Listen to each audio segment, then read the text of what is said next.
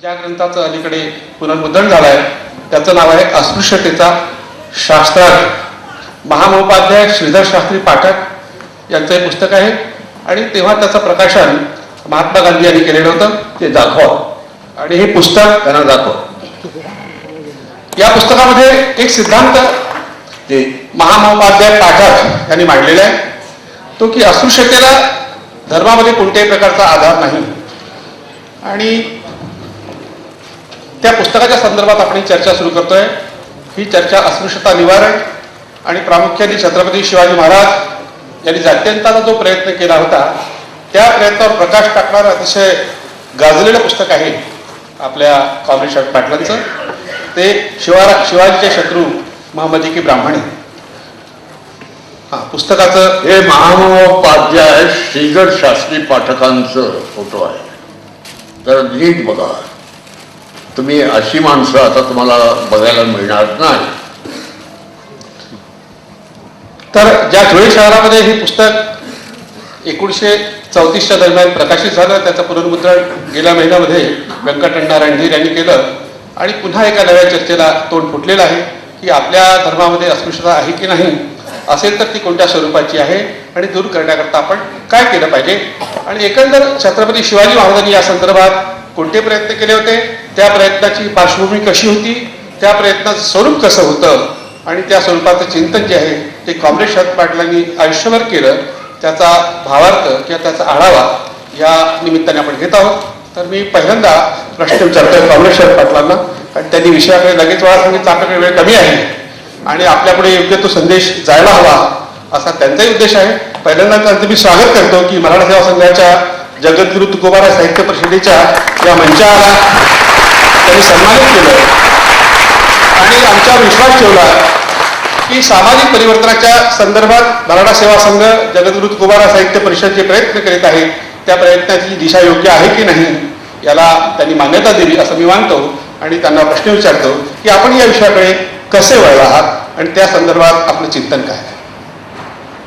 छत्रपती शिवाजी महाराजांनी जात्यंताचा जो प्रयत्न केला हा विषय आपण कसा काय हाताळला, कारण तुमचं एकंदर चिंतन जे आहे ते ऋग्वेद काळात त्या पूर्वीच्या काळामध्ये जी आपली संस्कृती होती तिच्या म्हणजे गुलामगिरीचं स्वरूप काय होतं आणि त्याचं निर्मूलन कसं करता येईल हे आपण फार सखोल 3 भागामध्ये मांडलं आहे. दासशूद्रांची गुलामगिरी, अब्राह्मणी साहित्याचे सौंदर्यशास्त्र या त्याचं तत्वचिंतन आपण मांडलं आहे. आणि सगळं करताना आपण या एका 300 वर्षापूर्वीच्या मध्ययुगीन कालखंडातल्या छत्रपती शिवाजी महाराजांच्या प्रयत्नाकडे कसं काय वळला.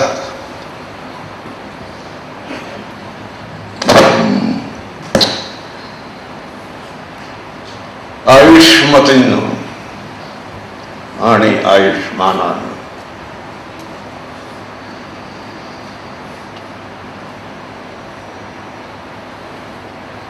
मी एका सच्च्या सत्यशोधक कुटुंबात जन्माला आलो. म्हणजे माझे वडील सच्चे सत्यशोधक होते.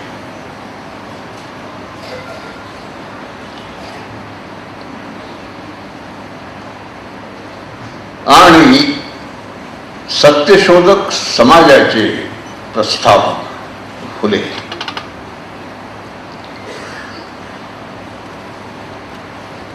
यांचा भारतीय इतिहासाकडे पाहण्याचा दृष्टिकोन अब्राह्मणी होता.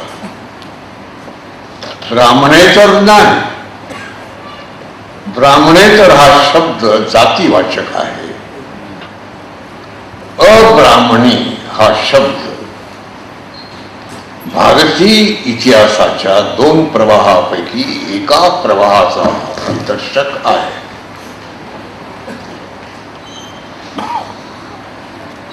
फुले त्या अब्राह्मणी दृष्टीने भारतीय इतिहासाकडे पाहत होते.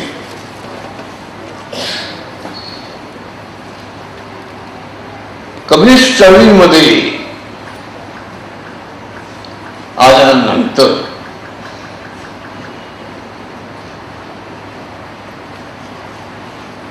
कम्युनिस्ट चळवळीमध्ये ब्राह्मणेतर तर सत्यशोधक चळवळीमधून माझ्या अगोदर माझ्या बरोबर अनेक लोक आले. कम्युनिस्ट चळवळीत आल्यानंतर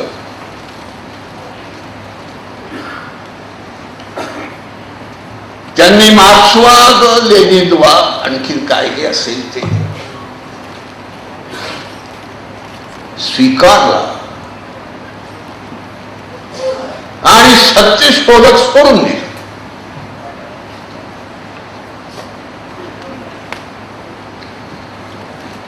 भारतीय इतिहास हा खरा इतिहास शासकांचा आणि शोषकांचा नाही, तर शासितांचा आणि शोषितांचा आहे.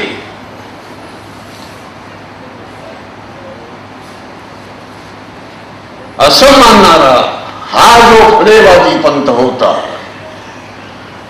त्याचे संस्कार घेऊन मी कम्युनिस्ट चळवळीत आलो आणि मी त्या संस्कारामध्ये राहील आजपर्यंत.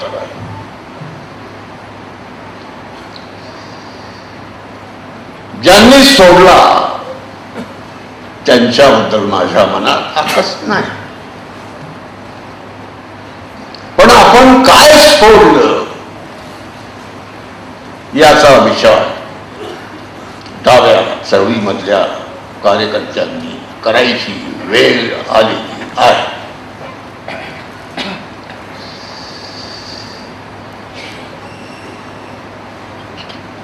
घटना झाली, घटना पेश डॉक्टर आंबेडकरांनी केली आणि त्यांना एक करता आलं आणि ते म्हणजे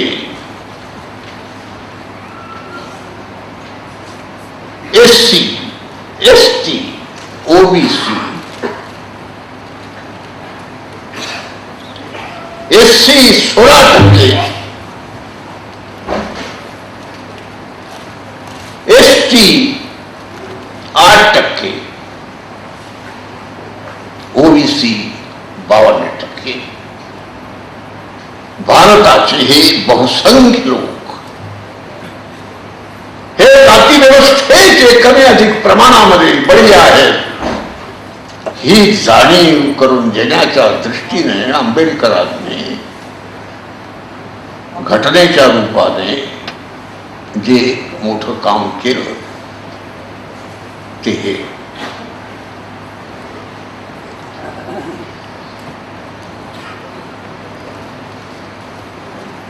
आज लोकसभेची निवडणूक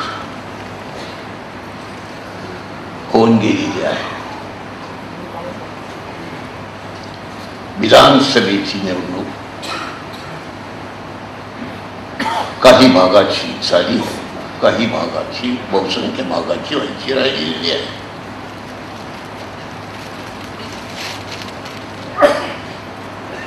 विशेष म्हणजे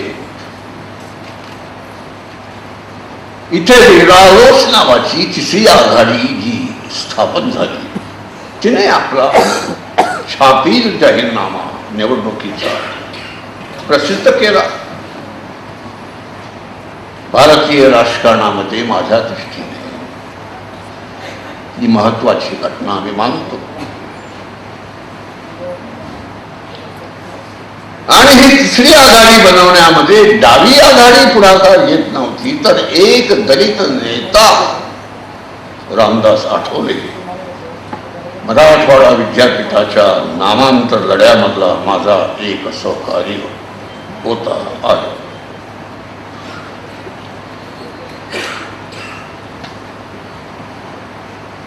आणि त्याचं परीक्षण मी करणारा लेख पाठवलेला आहे त्या जाहीरनाम्यात. इथे मी प्रस्तावनेदाखल बोलताना इतकंच सांगतो की या जाहीरनाम्यामध्ये डॉक्टर आंबेडकरांच्या या अनुयायाने स्वातंत्र्याबद्दल एक अक्षर शब्दही लिहिलेला नाही. रिपब्लिकन, डावी आघाडी, डावस. कम्युनिस्टांना मी समजू शकतो, त्यांच्यात माझं आयुष्य गेलेलं आहे. ते वर्गवादी आहेत.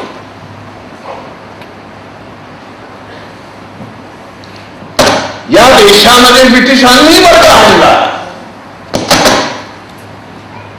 आणि त्याच्या पूर्वी हजारो वर्षापासून आजकाल जाती व्यवस्था आहे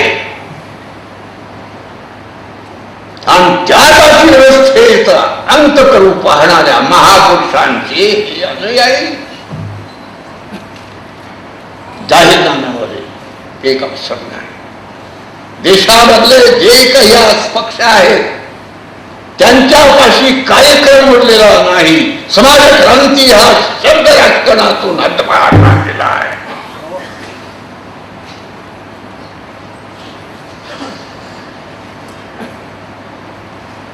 आणि मी कम्युनिस्ट चळवळीत आलो.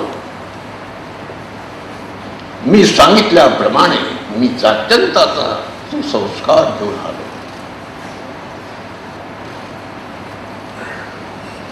मी मार्क्सवाद स्वीकारला आणि सत्यशोधकवाद सोडला नाही.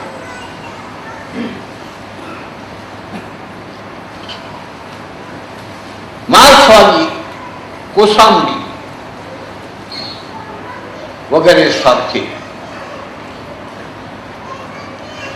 मोठे इतिहासक त्यांची पुस्तकं त्यावेळेला डांगे वगैरे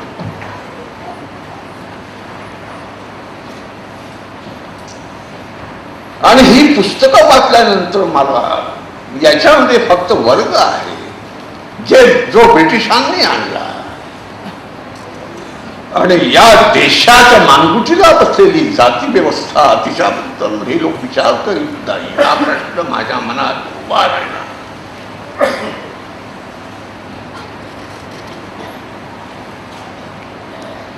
त्याच्यातून मी इतिहास या विषयाकडे, त्याच्या अभ्यासाकडे, संशोधनाकडे वळलो.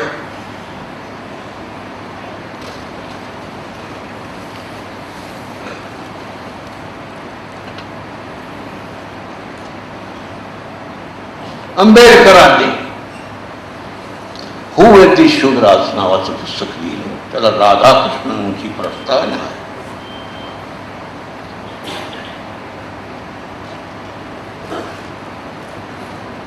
आणि ते पुस्तक प्रसिद्ध झाल्यानंतर इकॉनॉमिक अँड पॉलिटिकल विकलीचे संपादक कृष्णराज यांना या पुस्तकाचं परीक्षण पाहिजे.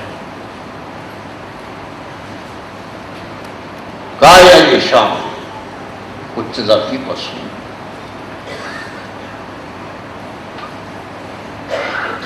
जे काही विद्वान अनेक आहेत त्याच्यापैकी आंबेडकरांच्या पुस्तकाचं परीक्षण करणारा माणूस त्या कृष्णराजला काही नको होता. ते वर्गवादी होते आणि सुरतेचे IP Desai, doctor IP Desai त्यांना भेटले आणि त्यांनी सांगितलं की या पुस्तकाची आम्हाला परीक्षण पाहिजे.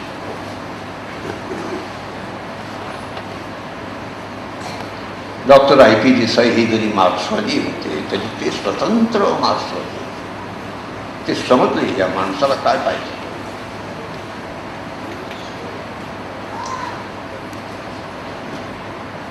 ते म्हणाले एक माणूस आहे पण त्याला तुम्ही ओळखत नाही, कोणी ओळखत नाही त्याला मी एक कार्यकर्ता फुल टाइम त्याच्यावर काही नव्हतं आणि मी सांगा माझं नाव तरी आणि मग ते पुस्तक आणि पत्र माझ्याकडे आहे. परीक्षण लिहा.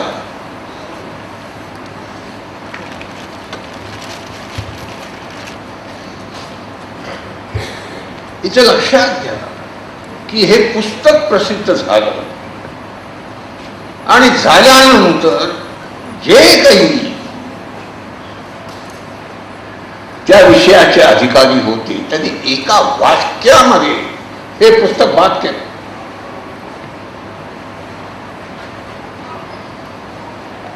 ते वाक्य म्हणजे आंबेडकरांचं हे पुस्तक सेकंड हँड सोर्सेसवर आधारलेलं आहे, वैदिक काळावरती आहे, मूळ संस्कृत भाषेचा अभ्यास नाही त्यांनी प्रस्तावनेतच कबूल केलेले आहे आंबेडकरांनी. आणि मग sacred books of the east सारख्या इंग्रजी सोर्सेस मधल्या पुस्तकं वाचून त्यांनी वैदिक काळावरती पुस्तक लिहिलेलं आहे. एका वाक्यात वाचलं. ते मला माहिती आणि म्हणून स्थानबद्धतेतून सुटल्यानंतर मी बरोबर गेलो.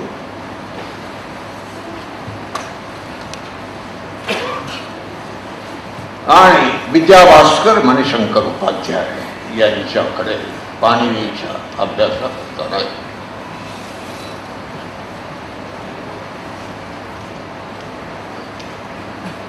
आज मी उभा आहे आणि अजून मला कोणी आडवा करू शिकलेलं नाही.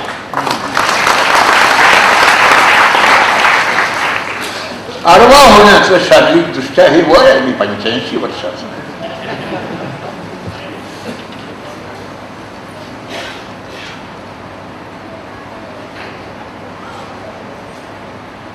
तर अशारीरिक दृष्ट्या न आडवा होण्याचं बळ मला पंडितजीने दिलं.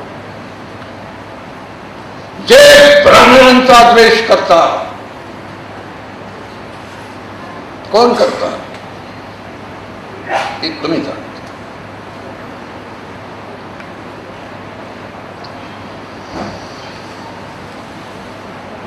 मी एका ब्राह्मणाचं ब्राह्मणाची प्रशंसा करतो.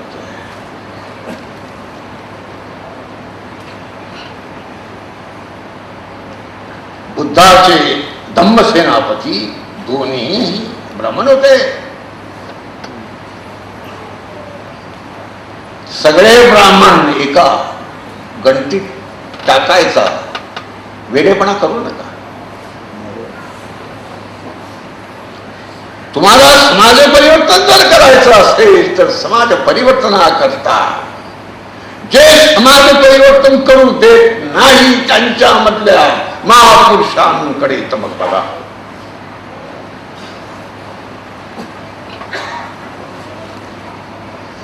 मी त्यांच्याकडे पाणीनी शिकलो आणि परतल्यानंतर दासशूर सेवरी हा इंग्रजी ग्रंथ लिहायला घेतला.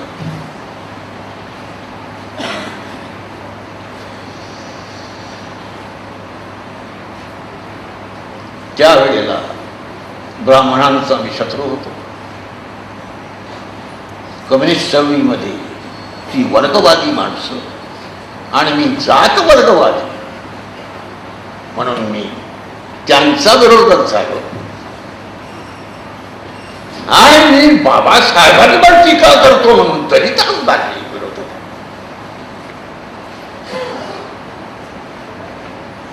एकाकी जीवन हे मी व्यतीत करतोय.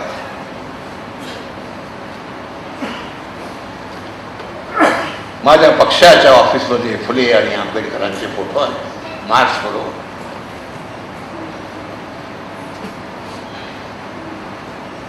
माझ्या राजकीय करिअरची सुरुवात मार्क्सवर टीका करण्यातून झाली. जगात कोणी केली? मी पहिला. का? मी मार्क्सपेक्षा मोठा आहे.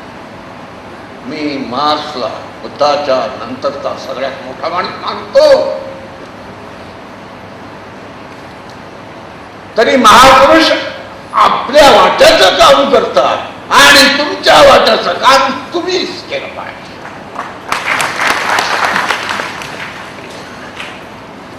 आम्ही आमच्या वाट्याचं काम केलं पाहिजे. 2,500 वर्षापूर्वी झालेल्या बुद्धाने आजची दात्यंताची क्रांती करावी असं मानण्याचा वेडेपणा करू नका.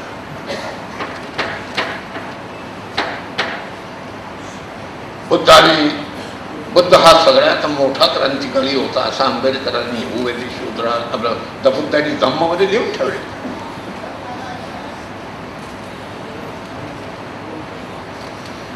त्याने त्याच्या शिष्यांना सांगितलं, माझ्या वाटेची क्रांती मी केलेली आहे, तुमच्या वाटेची क्रांती हा आलेला आहे नवीन. तो जेव्हा मरायला त्यावेळेला तुम्हाला तो नष्ट करावा.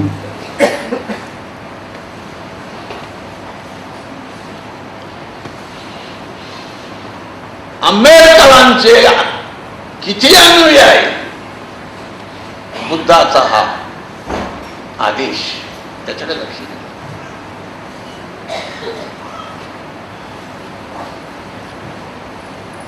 जी व्यवस्था त्यावेळेला बुद्धाच्या काळात नुकतीच उदयाला आलेली होती 2,500 वर्षात, ती पाहून तिचं निराळ करून त्यांनी तिचा अंत करायचं काम आपल्या भिक्षू आणि भिक्षुणींवर सोपवलं.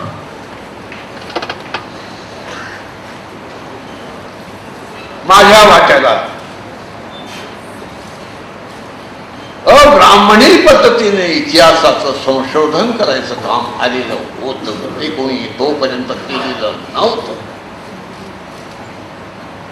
फुलेंनी आणि फुलेवाद्यांनी मांडलेला इतिहास हा जरी अब्राह्मणी होता तरी तो नकारात्मक होता, निगेटिव्ह होता. पॉझिटिव्ह इतिहास मांडायचं काम माझ्याकडे आलेलं होतं, जे आज संबंध आयुष्यावर मी करत आलेलो आहे.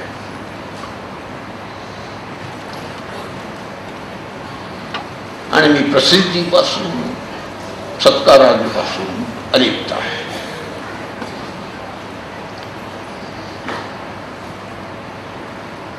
तर समाज परिवर्तन हा फॅशनेबल शब्द झाला.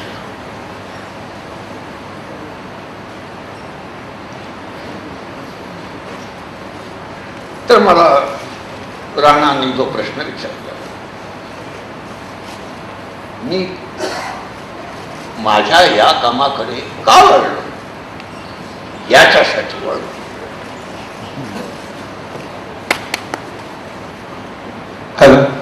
एकंदर छत्रपती शिवरायाचं चरित्र किंवा तो काळ याकडे सरंजामी काळ म्हणून पाहिलं जातं आणि त्यात मांडणी करणारी या इतिहासाची 2 प्रकारचे लोक आहेत की छत्रपती शिवाजी महाराजांनी सर्वसामान्यांना सोबत घेऊन स्वराज्याची स्थापना केली असं म्हणणारा एक वर्ग आणि केवळ हिंदवी स्वराज्य स्थापन केलं असं म्हणणारा एक वर्ग. अशा पार्श्वभूमीवर आपण केलेली मांडणी अगदी वेगळी आहे. आता ही मांडणी करताना आपल्याला काय असं नवीन सापडलं की जेणेकरून छत्रपती शिवाजी महाराज क्रांतिकारक होते, जातीयंताचा तरी टोकाचा लढा प्रारंभ केला होता असं आपल्याला वाटतं?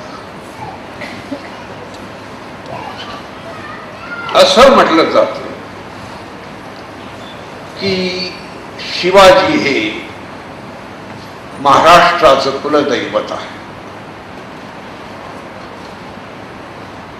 खरं आहे.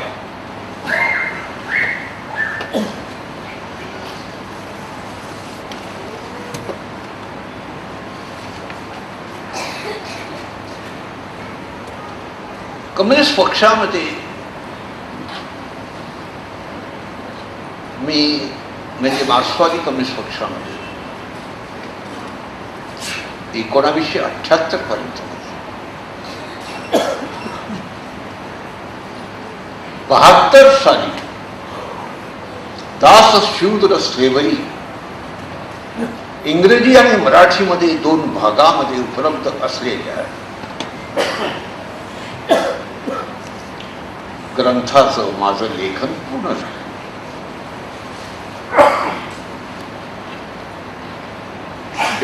साली पहिला भाग अलाइडने मराठीमध्ये तर्कतीर्थ लक्ष्मण शास्त्री जोशींनी प्रसिद्ध केलं.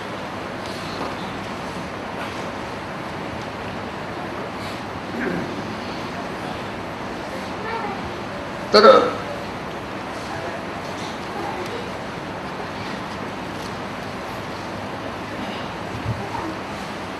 परंतु जरी मी त्यावेळेला प्रसिद्ध नव्हतो तरी ही जाणीव दलितांपर्यंत गेली की हा माणूस काही वेगळं मानतोय.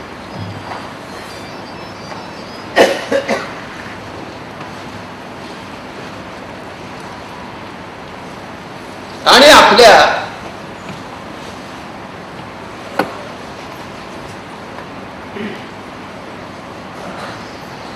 सामान्य जनांच्या, मी बहुजन हा शब्द वापरत नाही, मायावतीने बहुजनांचं सर्वजन करून टाकलंय. गांधीवादी झाली, सर्वदेवाचं.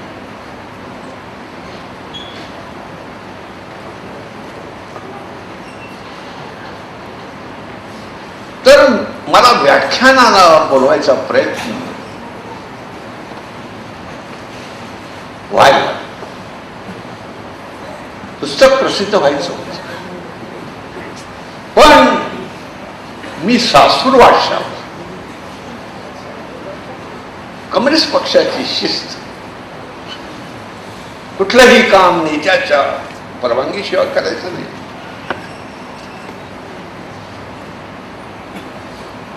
त्यामुळे सासूरवाडशा हा शब्द मी वापरला. सासूरवास हा स्त्रियांना होतो, पण तेवढा जरी सासूरवास मला स्त्रियांइतका झाला नसेल तरी राजकारणामध्ये तो मला सासूरवास झाला, तो चालू आहे.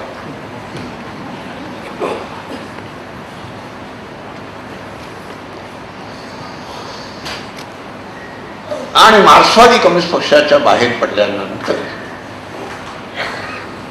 मग मी व्याख्यानाची आमंत्रणं स्वीकारली.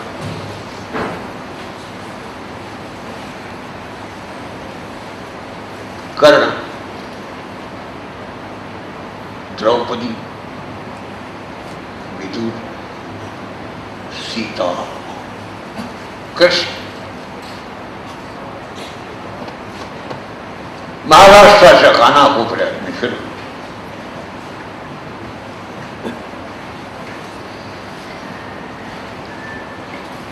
तर मला जरा तुमचा प्रश्न जरा. हा प्रश्न असा आहे थोडक्यात. हा की एकंदर आपण जेवढं काही भारतीय इतिहासाचं संशोधन, चिंतन आणि मंथन केलेलं आहे, त्यातून छत्रपती शिवाजी महाराजांचं जे जातीयंताचा प्रयत्न आहे, तर त्या विषयामध्ये तुम्हाला असं काय सापडलं? तर मला व्याख्यानाची आमंत्रण शिवाजी वरची यायला लागली आणि मला पुरंदऱ्यांचा शिवाजी सांगायचा नव्हता.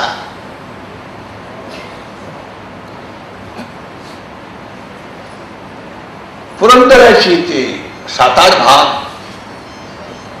आणि शिवाजीवर काय काय लिहिलंय, खूप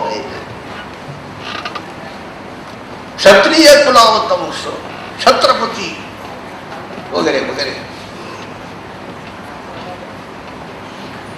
हा ब्राह्मणी शिवाजी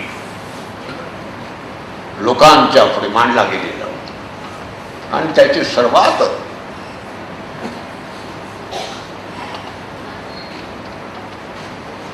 मोठे स्पोक्समन पुरंदरे.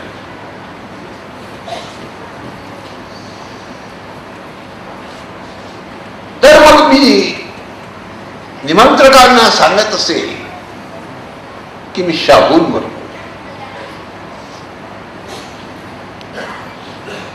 पण माझ्या मनाचं समाधान होत नाही.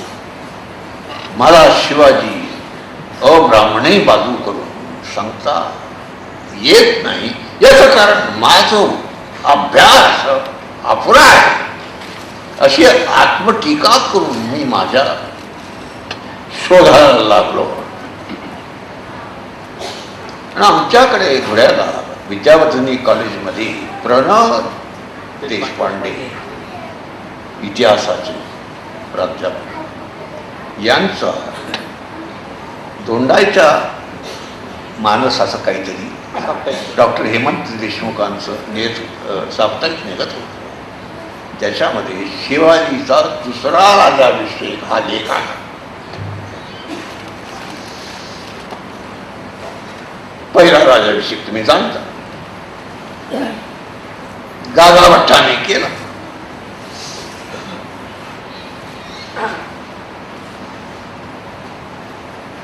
मला ते वाचल्याबरोबर मला जे पाहिजे ते सापडलं, अशी मी चमकावी तशी चमकून गेली. आणि तो राजाभिषेक जो होता तो शाक्त होता आणि तो करणारा निश्चयपुरी गोसावी होता.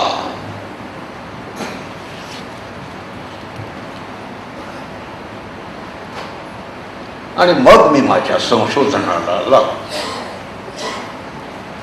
शिवाजीवरची जेवढी काही पुस्तकं होती तेवढी वाचून टाकली.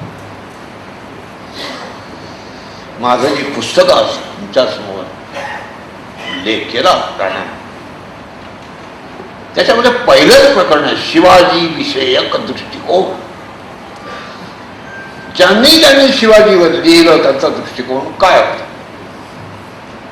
त्याच्यामध्ये कम्युनिस्ट आहे, त्याच्यामध्ये समाजवादी आहे, त्याच्यामध्ये सनातनी आहे.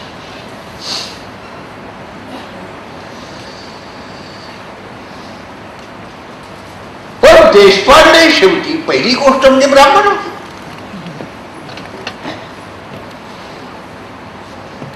आणि ब्राह्मणाने ब्राह्मण अर्थ करून घेतला नाही, तो ब्राह्मणच राहतो.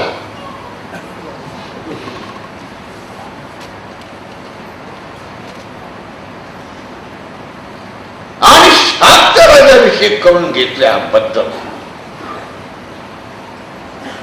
देशपांड्यांनी शिवाजीला सौम्य शब्दात दोष दिलेला आहे. संभाजी देवावर खापर फोडलेला आहे.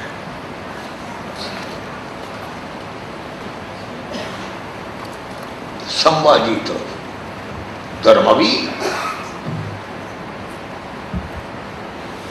वरुडवरा त्यांचा फुल टायमर आहे संभाजीच्या समाधीची देखरेख करायला. अरे पण त्या संभाजी बरोबर त्याचा गुरु कवी कलश हाही मारला गेला. त्याच्यावर काय, तो सामवेदी ब्राह्मण होता. त्याच्यावर फक्त संभाजी का धर्मवीर. धर्मवीर म्हणजे हिंदू धर्मवीर.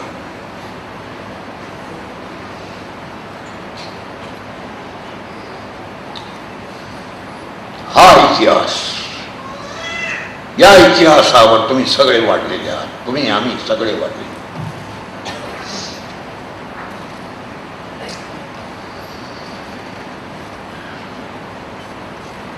तर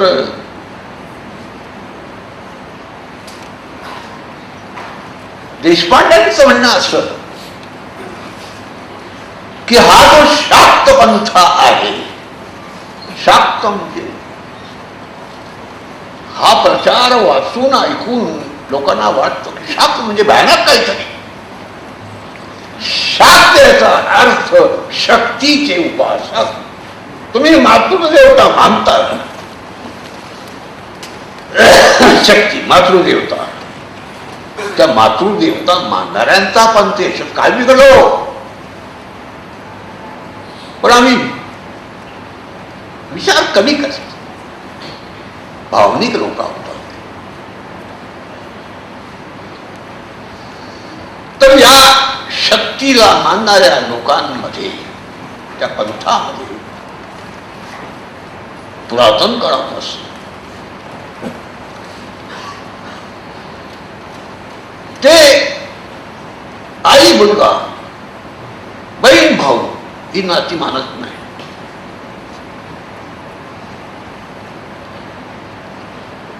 याला इंग्रजीमध्ये शब्द इन्सेक्ट. आणि हे काय महाभयंकर.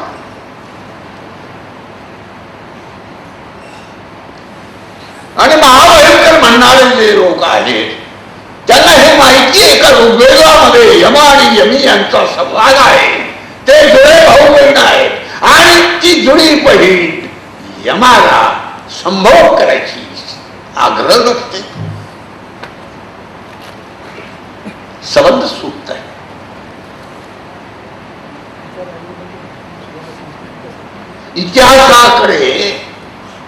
इतिहासाची मानव समाजाची काही बाल्यावस्था असते, पवंडावस्था असते. इतिहास मानव समाजही वाढत जात असतो हे आम्ही मानतच नाही. जगभर ही नाती न पाळणारा समाज होता. तो युरोपमध्ये होता, भारतात होता, जगाच्या कानाकोपऱ्यात. त्याच्यातून आम्ही बाहेर आलेलो आहोत.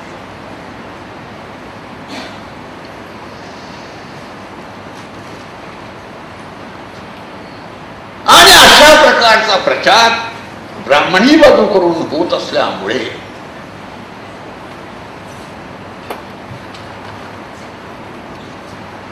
पण मी अब्राह्मणी दृष्टिकोन स्वीकारलेला असल्यामुळे मी खोलात गेलो.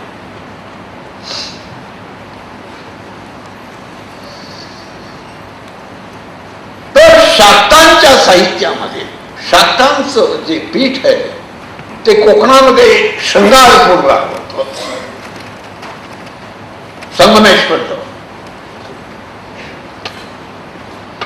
आणि शाक्त मत सांगत, शाक्त संस्कार संपन्न जाती वेदम नकार. शाक्त पंथाची दीक्षा घेतलेल्या माणसाने जाती व्यवस्था पाळू नये, जाती भेद पाळू नये. तुम्हाला ब्राह्मणी जे प्रचारक आहे ते लपवून ठेवत असं काही आहे सांगितलेलं. आणि ही समानता सांगितलेली असल्यामुळे त्यांनी त्या शाक्त पंथाला आणि त्या राजाभिषेकाला बदनाम केलं. दुसरं त्यांचं वचन आहे की विवाह करताना वयाकडे आणि वर्ण जातीकडे पाहू नये. आणि तुम्हाला जर मुक्ती मिळवायची असेल शैव विवाह हे नवर्त. शैव विवाहामध्ये वय आणि वर्णाकडे पाहिलं जात नाही. आणि तुम्ही जितकी आगम योनीतली स्त्री बायको कराल तितकी मुक्ती जास्त मोठी. म्हणजे अस्पृश्य स्त्री केली तर तुमची सगळ्यात मोठी मुक्ती.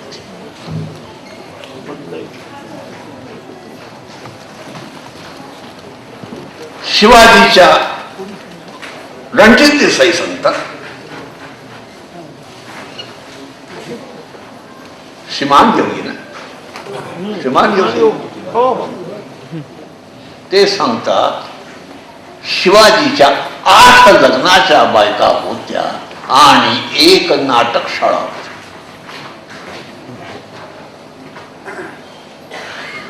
नाटकशाळा म्हणजे राखेली.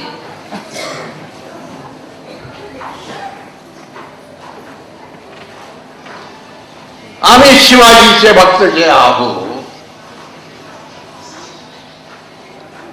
ते लग्नाच्या बायकोमध्ये जी पट्टराणी होती तिने शिवाजीला वीज मारला. कारभारांचा आज्ञा बरं होऊ. आणि ती नाटकशाळा जी होती ती शैव विवाहातली पत्नी होती, खरी महिची, खरी पट्टराणी. आणि शिवाजीला विष प्रयोग करून मारल्यानंतर तिचा कडेलोट करण्यात आला. तोपर्यंत रायगडाची महाद्वार बंद होती. संभाजी पन्हाळगडावर.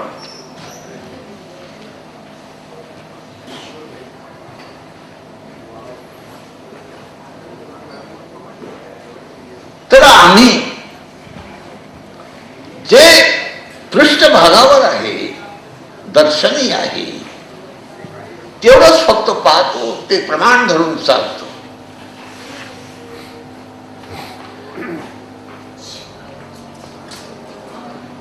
विद्या किंवा शिक्षण घ्यायचा अधिकार या देशामध्ये फक्त ब्राह्मणांना होता. न शूद्राय न तिंदद्या, त्याच्यावर शंकराचार्यांनी ब्रह्मसूत्राचं भाष्य केलेलं आहे.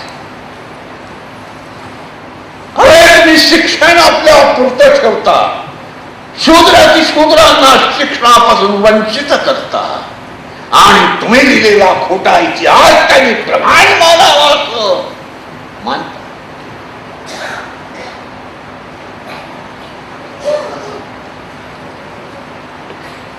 तर राणांनी आता त्या चित्रलेखामध्ये आद्य गणमाता निवृत्ती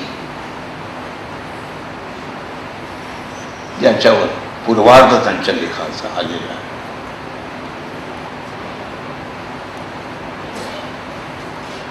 कीथ आणि मॅकडोनेल तरी वैदिक इंडेक्स आहे.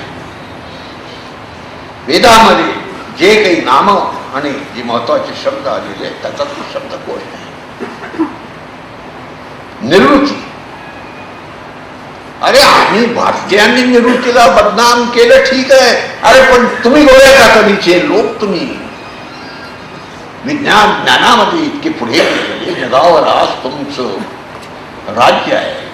प्रत्यक्षपणे आणि कीटक मॅकडोनल बोलतात जे काही वाईट असेल ते वाईट असलेली ही बाई निवृत्ती.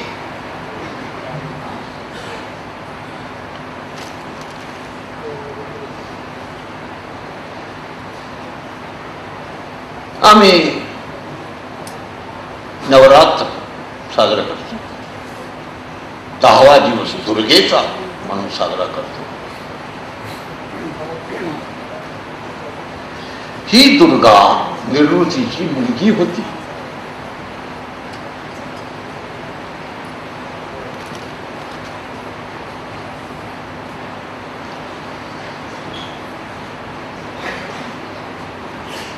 आणि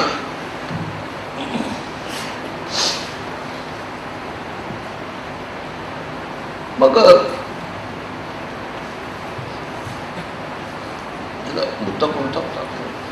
मुद्दा हाच आहे की शाक्त संप्रदायामध्ये गणमाता मात्र लेखतात निशक्त.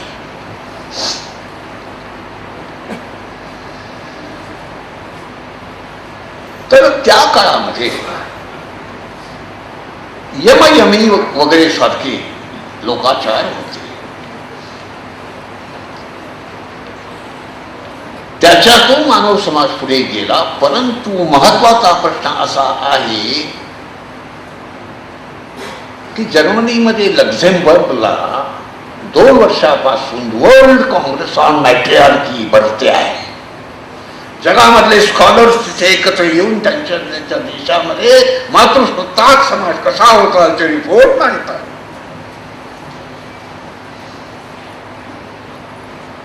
मेघालयमधील या गाथा संगमा निवडून गेलेली आहे पार्लमेंट. तिची मातृवंशकता नाही. केरळ बेट आहे लक्षद्वीप, ते मातृवंशक आहे. लक्षद्वीपचे रहिवासी मुसलमान आहेत, पण ते शरीयत पाळत नाही, मातृवंशक कायदा पाळतात. आणि तिथला मुसलमान खासदार निवडून गेला आहे पार्लमेंट. 2 खासदार मातृवंशक भागातले निवडून गेलेले आहेत. परंतु एकही विद्वान, एकही संशोधक लक्झेंबर्गला अजून गेलेला नाही.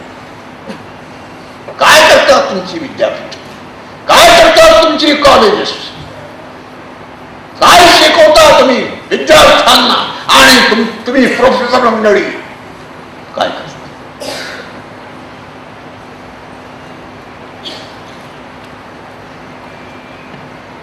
तर हा मातृसत्ताक समाज आजही आमच्याकडे आहे. आणि या मातृसत्ताक समाजाचं वैशिष्ट्य असं की या समाजामध्ये पूर्णपणे समानता होती.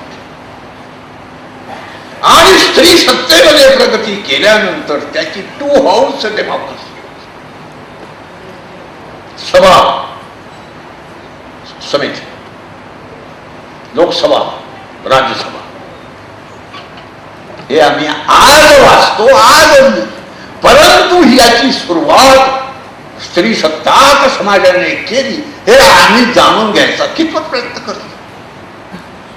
आम्ही काय म्हणतो तो बंद भगिनी विवाह, माता पुत्र यांचा शरीर संबंध हे ब्राह्मणांनी जी बदनामी चालवलेली हजारो वर्षापासून या समानतेच्या परंपरेची तीच आम्ही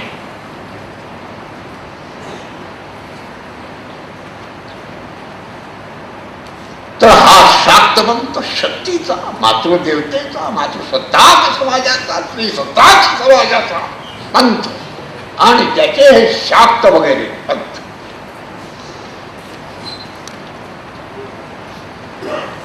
आणि शिवाजीचा त्याला त्याचे बरोबरचे जे मराठी सरदार होते त्याला 96 कोळीही म्हणायला तयार नव्हते. घोरपडे, निंबाळकर वगैरे. बहामनी सुलतान दिल्लीचा बादशाह हा त्याला राजा मानायला तयार.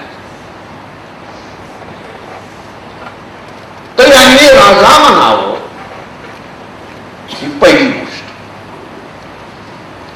दुसरं,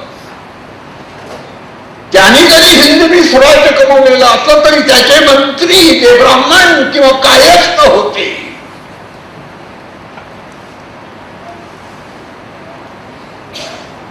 ते राजा म्हणून त्यांना शासन करायला अपात्र आहे, हा शूद्र आहे, शूद्र ब्राह्मणाचं शासन करू शकत नाही असं म्हणत होते. ब्राह्मणांना सुद्धा कायस्थांना सुद्धा शासन करता यावं गुन्हेगार असले तर, म्हणून त्याला क्षत्रिय होणं भाग होतं.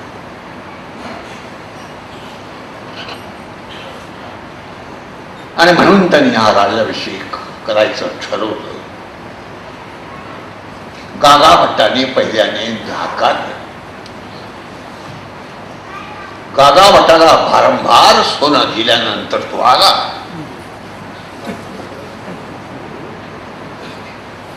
ब्राह्मणा भोजनप्रिया असं म्हणतात. माझं म्हणणं ब्राह्मणा द्रव्यप्रिया.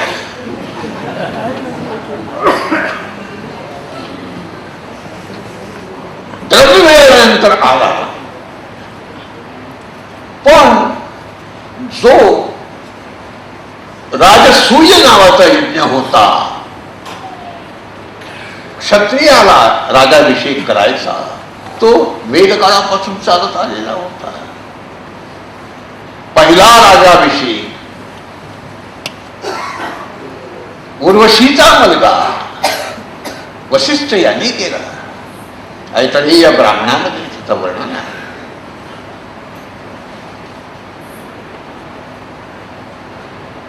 मग ती त्यावेळची पोथी किती दिवस तो राजसूय झाला याच्याकडे पाहायचं.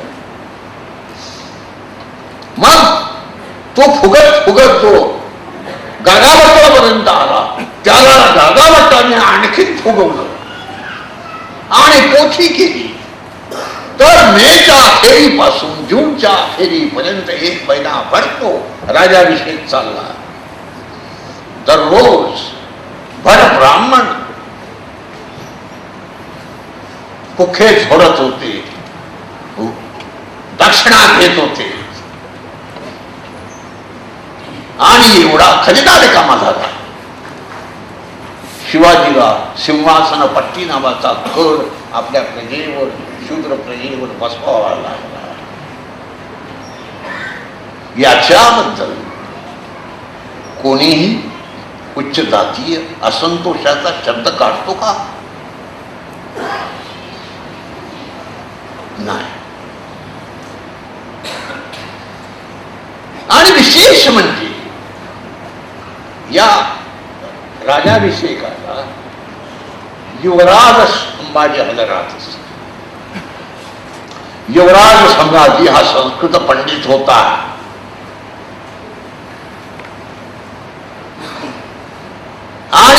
संस्कृत पंडित करणारे दोन लोक होते.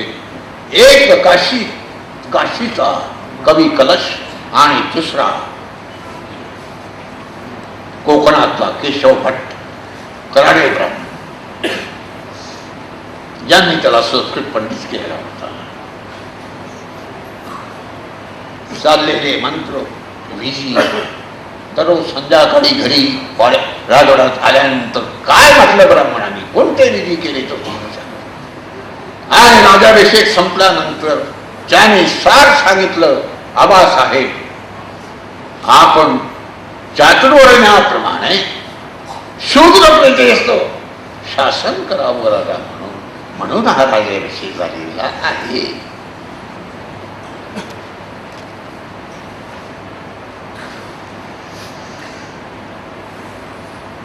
आणि सुरुवातीला शिवाजीने आग्रह धरला, मला क्षत्रिय व्हायचं आहे, म्हणून माझा राज्याभिषेक जो आहे तो वेदोक्तात झाला पाहिजे. वेदोक्तात म्हणजे वेदाची जी आर्ष भाषा आहे तिचं व्याकरण वेगळं आहे. या आर्ष भाषेमध्ये झालं पाहिजे. ब्राह्मण खवळे महाराष्ट्रातले सगळे ब्राह्मण एक माईचा पूत वाढायला त्यांनी सांगितलं नाही. गुणकर्म विभाग सादर असेल तर शिवाजी ते गुणकर्म विभागशः या न्यायाने शिवाजी क्षत्रिय आहे करण्याप्रमाणे कोणी कोण आज माझं जवळात असून पुन्हा ते शूद्रांची नरकपुरी पुन्हा आणण्याचा प्रयत्न चाललेला आहे. स्वातंत्र्याच्या अर्धशतकापेक्षा जास्त वर्ष जाऊन सुद्धा त्याची व्यवस्था राहिली पाहिजे असं म्हणणारे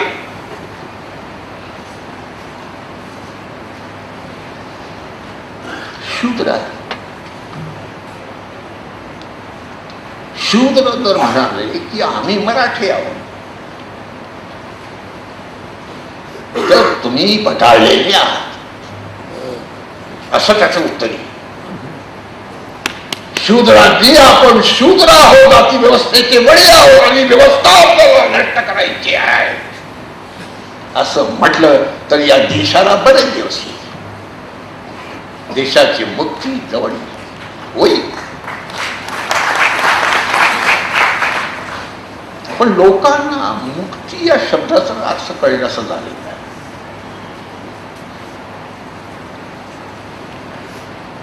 त्यांना ते मुक्ती पंडित जवाहरलाल नेहरूंनी डिस्कवरी ऑफ इंडिया लिहिलं.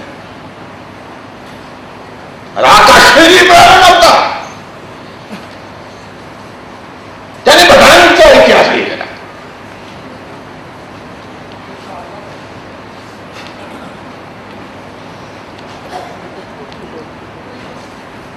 आणि आम्ही महाराष्ट्रातले लोक कोणाच्या डोळ्यांनी पाहतो?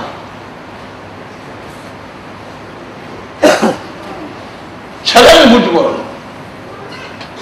हे फुल्यांच्या डोळ्यांनी बघत नाही, हे शरद पवारांच्या डोळ्यांनी बघतात.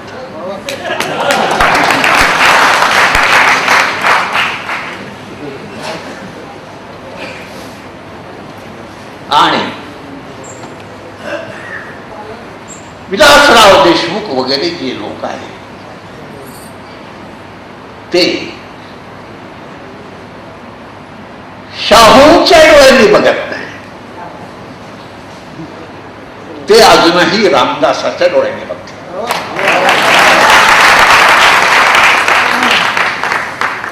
आणि हे शिवाजीचा सागरामध्ये पुतळा लिबर्टी पेक्षा उंच करायला निघाले.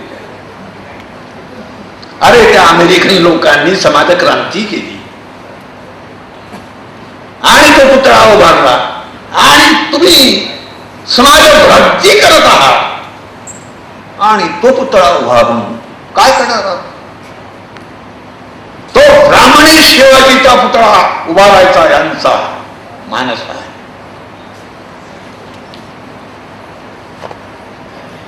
शिवाजी मावळतीच्या सह्याद्रीवर उभा आहे आणि तो आपल्या शूराती शूद्र प्रजेकडे त्यांच्या भवितव्याकडे बघतोय. अशी कल्पना का करत नाही?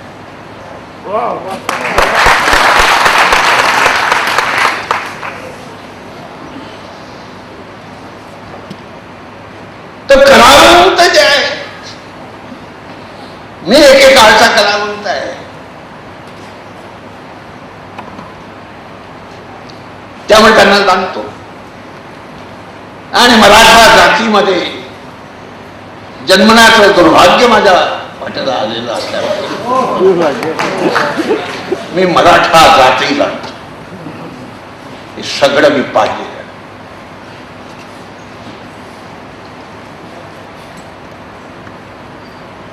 तर शिवाजीत मला कोणता पाहिजे?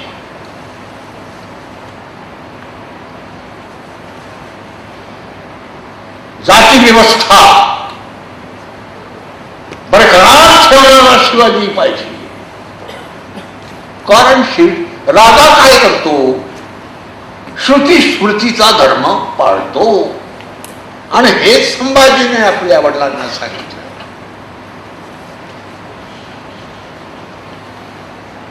आणि मोरोपंत पिंगळे शिवाजीच्या तोंडावर दरबारामध्ये म्हणत होता, आम्हा ब्राह्मणांना शूद्रांच्या हाताखाली काम करायची वेळ आलेली आहे.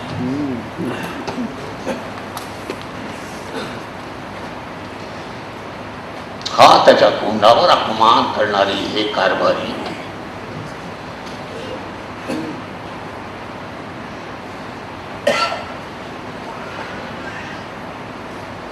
तो संत आपला आधी संपला. क्षत्रिय मानाला ब्राह्मण तयार नाही. त्यांची वतन वगैरे काढून घ्यायला निघाला. बरोबर पेढ्याने आवडला. राजाभिषेक झाल्यानंतर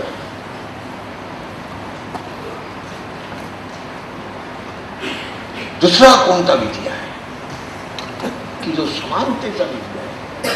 आणि समानतेचा विधी असून समानता आणणारा राजा कसा होईल असं त्यांनी विश्वास पाटलांनी संभाजीचा वर कालंबरी केली.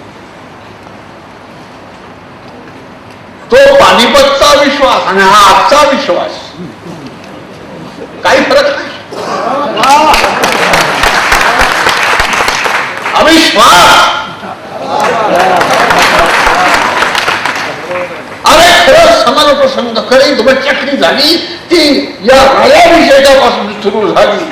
हिंदवी स्वराज्य कमवण्यापासून नाही. अरे योद्ध्याने झाली. सगळ्यात मोठा योद्धा अलेक्झांडर होऊन गेला. चंद्रगुप्त होता. तरवार शिवाजीने किती गाजवली. त्याला स्पर्धक अनेक आहेत. पण शिवाजी आपल्या बहुसंख्य शूद्रा शून्यतेच्या विषमतेला नष्ट करू पाहणारा शिवाजी होता. हे आम्हाला पाहिजे.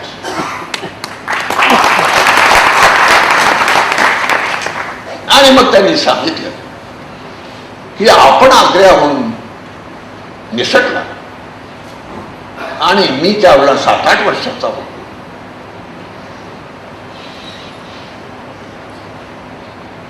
राजारामाचं म्हणे तट्टूवर बसवलं तर तट्टूवर बसवून थोडीशी घोडदौड केली की त्याच्या गाडीतून रक्त येत असते.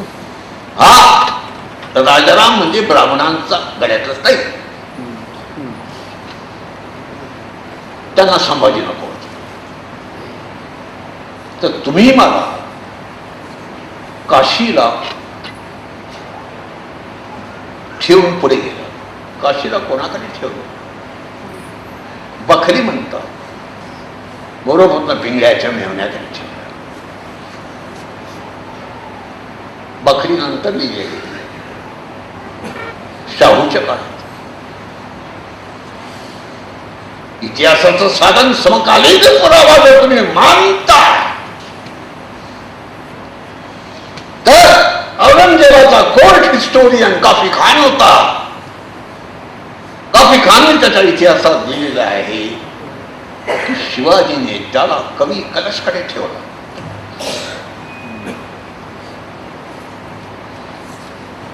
हे सांगणार मी पाहिलं हे या माझ्या पुस्तकात.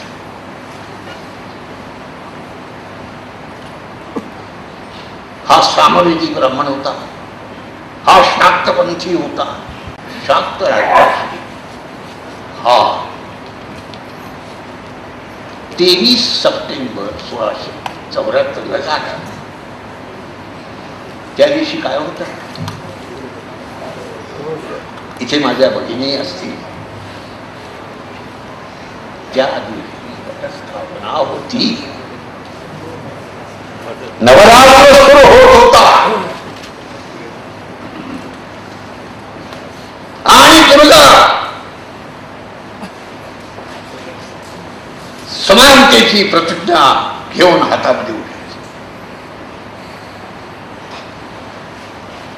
एक दिवस झाला, तो महिन्यापेक्षा जास्त झाला, हा एक दिवस झाला आणि कोणताही यज्ञ मी तुम्हाला सांगतो, वेदाच्या प्रमाण्यावर सांगतो, अश्वेत तो कोणताही यज्ञ असो, एका दिवसावर कोणताही यज्ञ झालेला नाही. कोण करायला अश्वमेधाची मंत्र आहे, सगळ्या यज्ञांची मंत्र.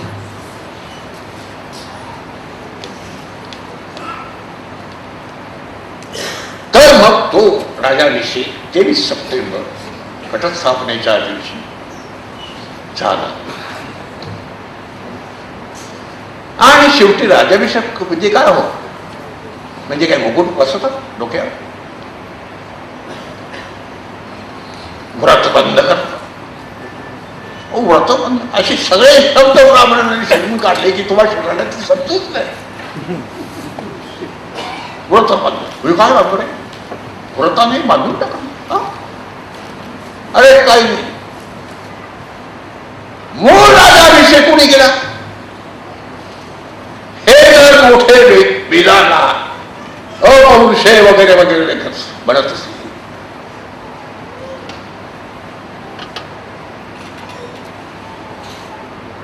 तर ऋग्वेदामध्ये 10व्या मंडळात 95वा सूक्त आहे उर्वशी पुरुरवा यांच्या संवाद.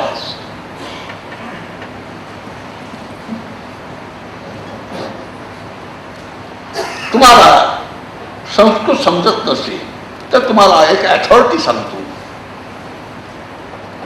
कोसांबी. ते ती अथॉरिटी कोणाला मान्य करता येणार, त्यांचं मिथ अँड रिएलिटी नावाचं फार लहान पुस्तक, त्याच्यामध्ये त्याचं मूळ टेक्स्ट आणि इंग्रजी भाषांतर दिलं आहे. त्याच्यामध्ये उर्वशी पुरुरव्याला म्हणते, पुरुरव्या आणि पुरुरव्याला त्याच्या प्रॉपर नेमनी टाकणार. हे आईला, आईल, आईल म्हणजे इलेचा मुलगा, कोणत्या बापाचा मुलगा नाही. महाभारतात लिहिलंय की इला ही पुरुरव्याची आई होती आणि बापाही होती. काय सांगणार तुमचं नैतिकता घेऊन द्या बघ. पुरुरव्याला बापा होता असेल, पण महाभारत वगैरे सांगत नाही. इला ही पुरुरव्याची आई आणि बाप दोन्ही होती. आईला, आईला म्हणजे आईला शिवी देतात ते नाही बरं का, आई ऐरणीचा आई. तो 4 शरद ऋतूपर्यंत रोज माझ्या लिंगावर, माझ्या योनीवर तुझ्या लिंगाचा मारा करीत होता. हे शब्दशः सांगतोय मी, काही त्याच्यामध्ये दुसरा शब्द येत नाही. असलेला असते तिथे त्या ऋग्वेदाला सांगा. आणि तू मला व्यवहार केलास आणि अशा प्रकारे माझ्या शरीरापासून तू राजा झालास.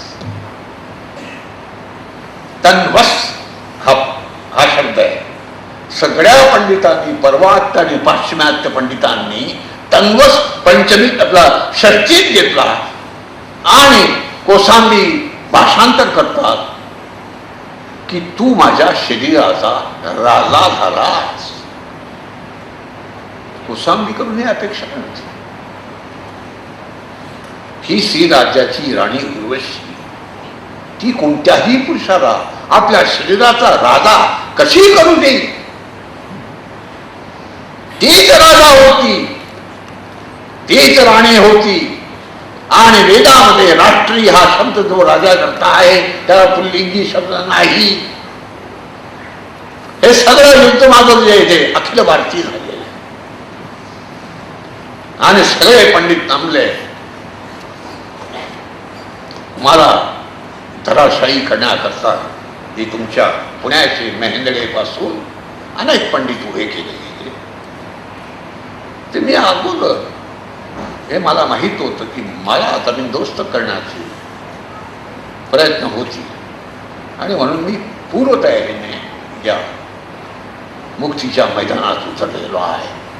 आणि माझा पराभव झाला तर मग तिचा पराभव होईल याची मला जाणीव होती.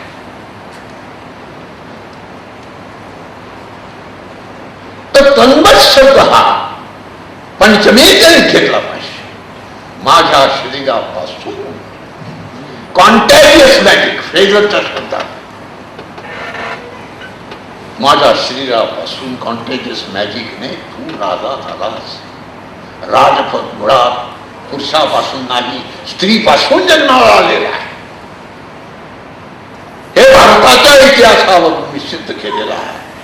माझे 3 खंड आज इंग्रजी आणि मराठीमध्ये आहे आणि 4था खंड लिहून पुरा झाला आहे. डिसेंबर पर्यंत तोही बाहेर पडेल. तर जे शूद्रातिशूद्र आहेत त्यांच्या या महायुद्धाची वैचारिक तयारी मी करून ठेवलेली आहे. आता जी शस्त्रागार मी तयार केली ते शस्त्रागार मी एकटा वापरू शकत नाही. तुम्हाला वापरायचं समर्थीच्या त्यांना वापरायचं. तर पण मला त्याच्यापुढे जाऊन असं म्हणायचंय की पुरुरव्याला उर्वशीने राजा करायच्या अगोदर ऋग्वेद वरुणाला राजा म्हणतो. इंद्र फार उशिरा राजा होतो.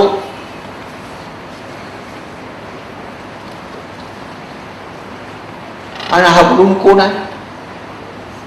वरुण हा निवृत्तीचा मुलगा आहे. नाही,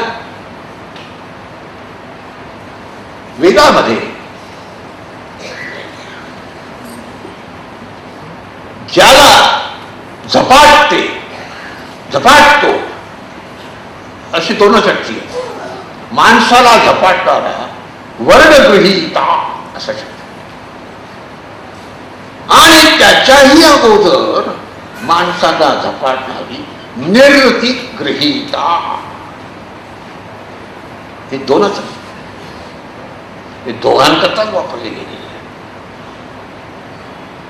आणि अशा प्रकारचे तिथे आर्किओलॉजी उपलब्ध नाही. तिथे वेदाच्या आधारावरती व्याकरणाच्या आधारावरती ही सगळी नाती होती मला उभी करावी लागली. हा वरुण पहिला राजा आहे आणि तो वरुण पुन्हा निवृत्तीने त्याला कॉन्टॅजियस मॅजिकने राजा केलेला आहे. तो मुळात राजा नाही कारण तो पुरुष आहे. खरी राधी राक्षी निवृत्ती. तिच्यानंतर तिची पुत्री होती अगाथा संगमा. ही आज खासदार आहे. तिच्या अगोदर तिचा बाप खासदार होता. बापाला बाजूला सारून ही झाली. मातृवंशक समाज आहे. तिथे बाप हा पाहुण्यासारखा असतो आणि कुलमाता त्या कुटुंबाची जी माता प्रबळ आजही. म्हणजे याच्यावरून तुम्ही त्यावेळेच्या समाजाची कल्पना करा. आणि हा मुसलमान असला खासदार लक्षद्वीपचा तरी त्याला हे सगळं कबल करावं लागेल. शर्यतचा आधार नाही. पण माझं म्हणणं असं, शर्यत आणि कुराणाकडे बघून भारताचा इतिहास समजणार नाही. आणि जे आज वेद उपलब्ध आहे त्यांचा शब्दशः अर्थ ज्यांनी लावलेला आहे, चित्राव शास्त्री आहे, अनेक शास्त्री आहे, ते ब्राह्मण आहे, ते पुरुष आहे, खोटा अर्थ लादलेला असतो. आणि ज्याला व्याकरणाचा आधार नाही, मी व्याकरणाचेच वारी दिलेले आहे. आणि त्यामुळे कोणीही ब्राह्मण पंडित आम्हाला कुरायला हिंमत करत. तर वरून पहिला पण तो पुरुष असल्यामुळे मूळ राजा नाही, मूळ राजा राणी निवृत्ती. आणि आता पुरुरवा हाही 12 किंगशिप आहे. खरी राणी उर्वशी. तुम्ही 12 तीर्थक्षेत्र नसता. एक तीर्थक्षेत्र जे आहे ते पुष्कर आहे, जवळच. ती जी पुष्करणी आहे ती उर्वशीची आहे. हा सगळा इतिहास जो मी मांडलेला आहे तो माझ्या नंतर येणाऱ्या शूद्र संशोधक विद्वानांना पुढे न्यायचा. आणि हा इतिहास म्हणजे काही पांडित्याचा इतिहास नाही, हा जात्यंत्याच्या समाजक्रांतीची महाद्वार उघडणारा इतिहास. तर हा शाक्त राजाभिषेक शिवाजीने करून घेतला. नवभारत मध्ये माझा लेख आलेला आहे. तर तीर्थ लक्ष्मण शास्त्री जोशीच्या त्यावेळेला ते संपादक होते. तर्कतीर्थ काही माझ्या मताचे नव्हते, ते आमच्या पिंपळ्याचे साक्री तालुक्यात.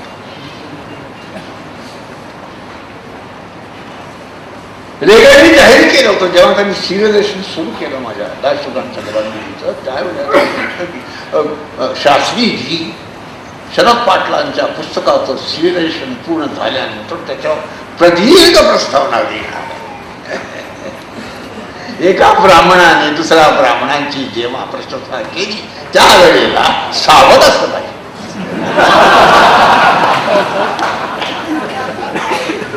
मी फार सावध आहे. मला बेसावध कोणताही ब्राह्मण पकडू शकणार. तर जेव्हा हे पुस्तक त्या पुण्यातच प्रसिद्ध झालं आणि ते मला पाडण्याकरता माझं पुस्तक पाडण्याकरता तो समारंभ झाला, तर त्यावेळेला त्या पुस्तकामध्ये शास्त्रीवांची प्रस्तावना दीर्घ मानायची, प्रदीर्घ प्रस्तावना. त्यांनी मुंबईच्या एका साहित्य संमेलनात सांगितलं, शरद पाटील वैदिक शब्दांचे वेगळे अर्थ लावतात. अरे वेगळे अर्थ लावताय ते तुमच्या पाणिनीच्या व्याकरणाचा आधार घेऊन लावताय.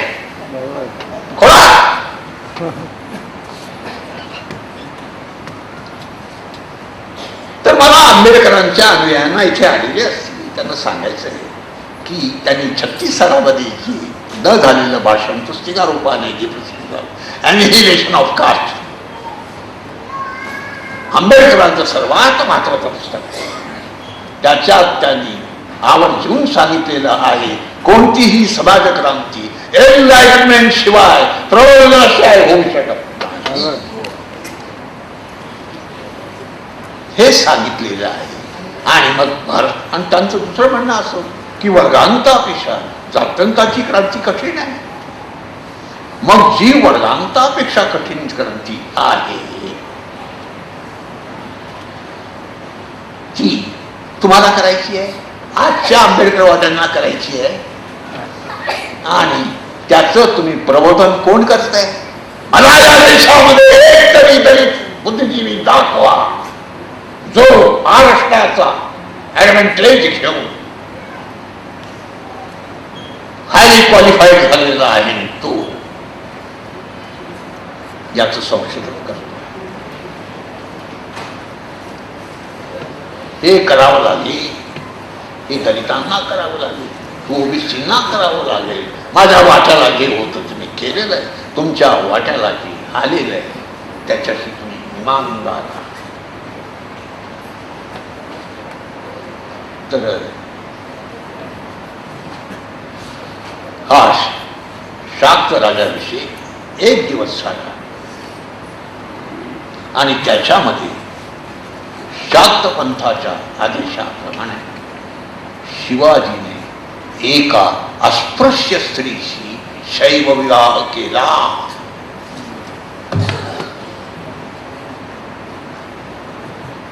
ती कोण होती? ती अनामिका कोण होती?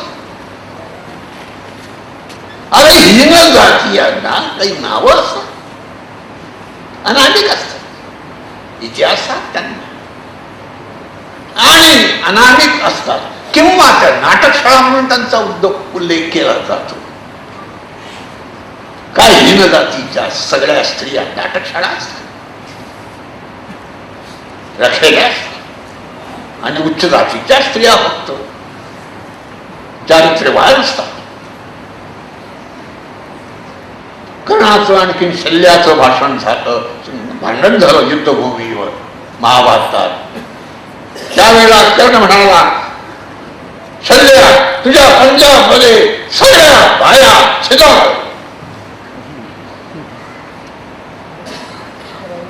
कर्ण बरोबर वाचा महाभारत.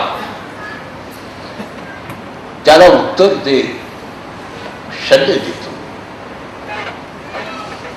शल्यापेक्षा कर्ण महावीर होता, त्यात काही बात नाही. परंतु शल्य हा काही अंगदेशाचा राजा नव्हता, तो स्त्री सत्ताक पंजाब करत आहे आणि स्त्री सत्ताक राज्य ही समानतेवर आधारलेली असतात आणि तो समानतेवर आधारलेल्या समाजाचा राजा शल्य म्हणाला, अरे कर्णा, प्रत्येक वर्णामध्ये दुराचारिणीही स्त्रिया असतात आणि सदाचारीही स्त्रिया असतात. अंगदेशामध्ये दोन्ही प्रकारच्या स्त्रिया असतील, माझ्या मदर देशामध्ये दोन्ही प्रकारच्या स्त्रिया असतात. हा इतिहास.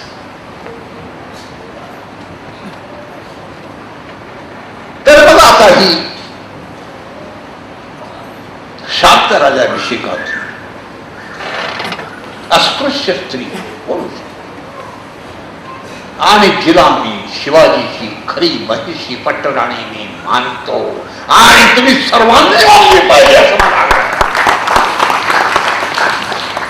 सोयराबाई नाही, सोयराबाईने विषप्रयोग केला नावऱ्यावरती. नवनाथातून रक्त तट्टूवर बसल्यानंतर निघणाऱ्या अवलादीची माता आणि राजा झाल्यानंतर महाराष्ट्रातून पळून जाऊन जिंजीला राहणारा हा तमाशा ऐशारामात राहिला. हे असं वसंत कानिटकर म्हणतो. माझं जाऊ द्या, कारण मी पुरावे देतो ना, शत्रूचेच पुरावे देतो. मी त्या बाबतीमध्ये फार सावध असतो. आता ब्राह्मणांनी म्हटलं ते सत्य आहे, मग हे तुम्ही सत्य मानता का? मानावं लागेल. तर इतिहास संशोधन म्हणजे अब्राह्मणी इतिहास म्हणजे ही शिवाजीची ही खरी पट्टराणी ही जी अस्पृश्य स्त्री होती ती कोण होती हे शोधणं शक्य झालं. शोधलं, पण तीच शैवविवाहातली पत्नी होती आणि तीच महिषी पट्टराणी होती हा इतिहास लोकांच्या गळी उतरवा. हे तुम्हा आंबेडकरवाद्यांचं, कम्युनिस्टांचं, समाजवाद्यांचं हे काम आहे. आणि समतेत करता लढणं याच्यासारखी पवित्र आणि मोठी गोष्ट कोणती आहे? क्षमतेकरता लढण्यामध्ये आयुष्य घालवलेले आम्ही समतेच्या महायुद्धाची वेळ आलेली असताना त्याच्याकरता बद्धपरिकर होऊन या महायुद्धाच्या अंतिम मुक्तीच्या लढाईमध्ये उतरायची वेळ आज आलेली आहे. आणि हे माझे प्रश्नाचं तुमच्या प्रश्नाचं उत्तर. आणखी एकच आता प्रश्न आहे की शाक्त संप्रदायाच्या नियमानुसार किंवा तंत्रानुसार जो राज्याभिषेक झाला त्याला ऐतिहासिक पुरावा काय आहे?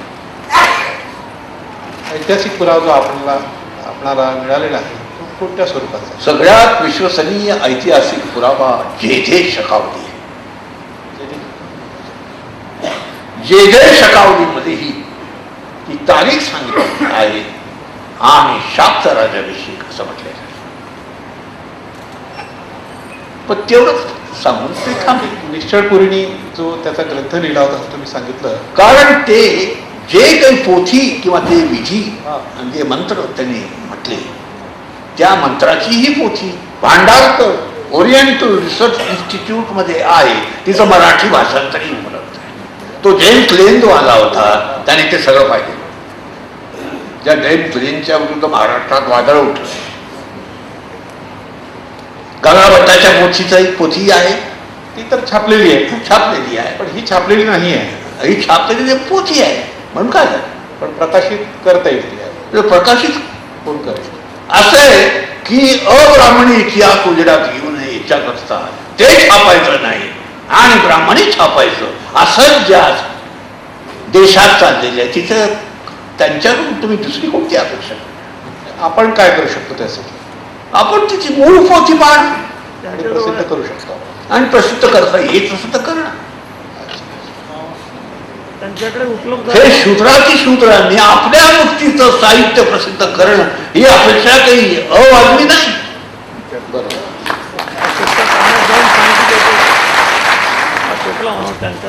शेवटी एक महत्त्वाचा प्रश्न आहे की एकंदर गेल्या 50-60 वर्षामध्ये अनेक सामाजिक चळवळी होऊन गेल्या आणि सत्यशोधक चळवळ आहे, मार्क्सवादी आहे, दलित साहित्य चळवळ आहे, की दलितांची फुले आंबेडकरी चळवळ आहे.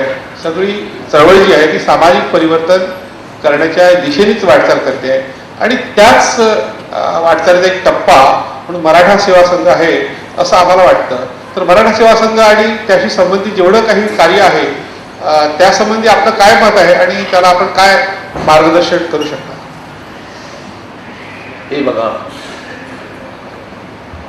या प्रश्नाची शेवटचा प्रश्न आहे. आणखी एक उपप्रश्न आला आहे ज्या पोथीबद्दलचा की तुमच्याकडे त्याची ती पोथी उपलब्ध आहे काय असं आता ज्या पोथीचा आपण उल्लेख केला निश्चळपुरी भांडारकर ओरिएंटल रिसर्च इन्स्टिट्यूट ही जगभरून आधारलेली संस्था आहे, तिथे हे ग्रंथ आहे. म्हणजे आपण स्वतः पाहिलाय असं सांगितलं होतं, तर आपल्याकडे काही पुरावा त्याचा आहे काय? मी ते पाहिलेले आहे, भाषांतरही वाचलेलं आहे आणि ते आधारून धरून माझं पुस्तक मी लिहिलेलं. ठीक आहे. आता मराठ्यांना किंवा एकंदर बहुजन समाजाला आपण काय संदेश देऊ इच्छिता? न अमूलम लिखिते किंचित, त्याच्यामध्ये महादेव शास्त्री भाऊंच्या याच्यामध्ये वाक्य आहे अस्पृश्यतेचा शाप. या पुस्तकाचा संदर्भ आपण दिला होता, तर तो कशासाठी दिला होता ते काही स्पष्ट झाले नाही. आपण सांगितलं होतं 1934 मध्ये हे पुस्तक महात्मा गांधींच्या हस्ते प्रकाशित हा झालं. स्वतंत्र विषय आहे. अच्छा, त्यावर आपण स्वतंत्र मुलाखत. त्याच्यावर मी बोलायला लागलं ते विनाकारण मी तुमचा वेळ घेतो असं बरं, ठीक मत आहे. होऊ शकेल.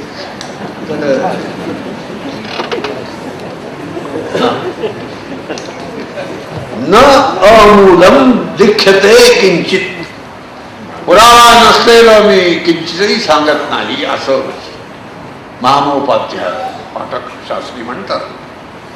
मी पुराव्याशिवाय बोलत नाही.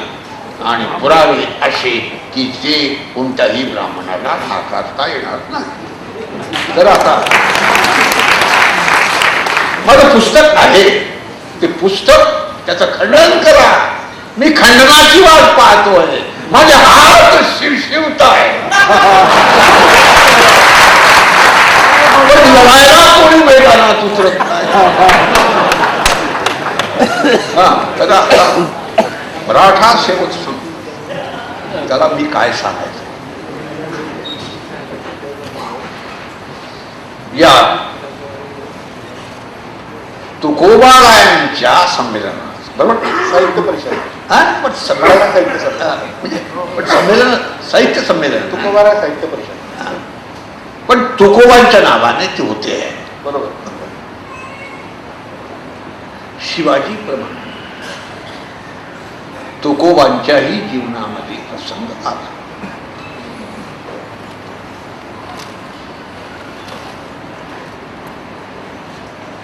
तुकोबांची एक शाक्त स्त्री बहिणाबाई, तुमची ही या जिल्ह्यातली बहिणाबाई नाही, त्यावेळीची बहिणाबाई ही पाठक परंतु शाक्त घराण्यामध्ये दिली गेली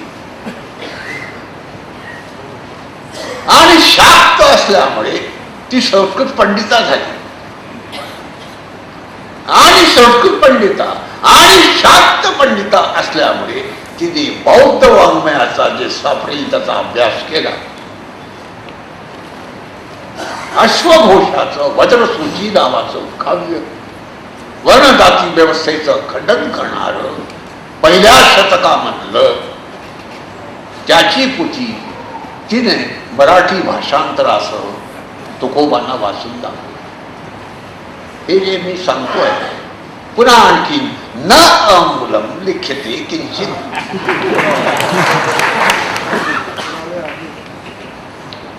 कारण स्त्रियांची आणि शूद्रांची बाजू घेणं हे केवढं महादुष्कर काम आहे हे मला माहिती.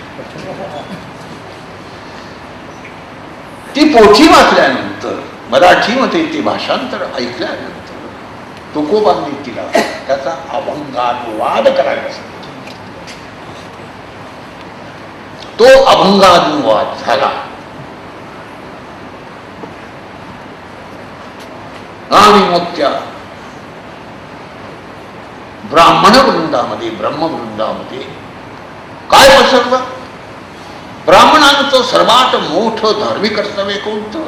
अब्राह्मणांना दास्यात ठेवण्याकरता अब्राह्मणी पंथ जितका बदनाम करता येईल तो काय करतो. तुकोबा शाक्त झाले असा प्रचार देऊळ सुरू झाला.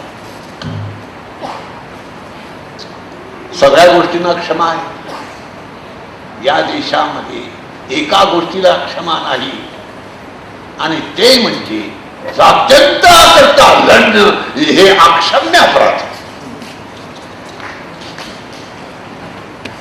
आणि जे लढले त्यांना बलीप्रमाणे आपले प्राण गमवावे लागले. कोणी वाचलं? चक्रधर गेले. ज्ञानेश्वरांना आत्महत्या करावी लागली. समाधी म्हणजे काय? आत्महत्या. आत्महत्या का? अरे त्या खरं म्हणजे वड धर्माचं उल्लंघन ज्ञानेश्वराच्या पित्याने केलं होतं, आणि त्यांनी नदीमध्ये बुडून जाऊन आपलं जीवन संपवलं होतं. परंतु सबंध कुटुंबाच्या सभासदांचा या ब्रह्मवृंदाने छळ केला, आणि त्याच्या पोटी ज्ञानोबांनाही समाधी केली. समाधी हा मोठच शब्द. आता विद्या यांच्या हातामध्ये, आणि त्यांनी वाईटातल्या वाईट गोष्टी या शूद्रांच्या डाच्यात कशा घालायच्या हे त्यांना चांगलं माहिती. तर तुकोबांच्या विरुद्ध हा प्रचार झाला, आणि त्याच्यानंतर तुकोबांना किडनॅप केलं.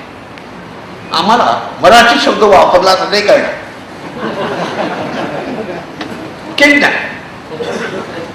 किडनॅप करून त्यांचं हाडाचं तुकडंही राहणार नाही अशी त्यांनी व्यवस्था केली.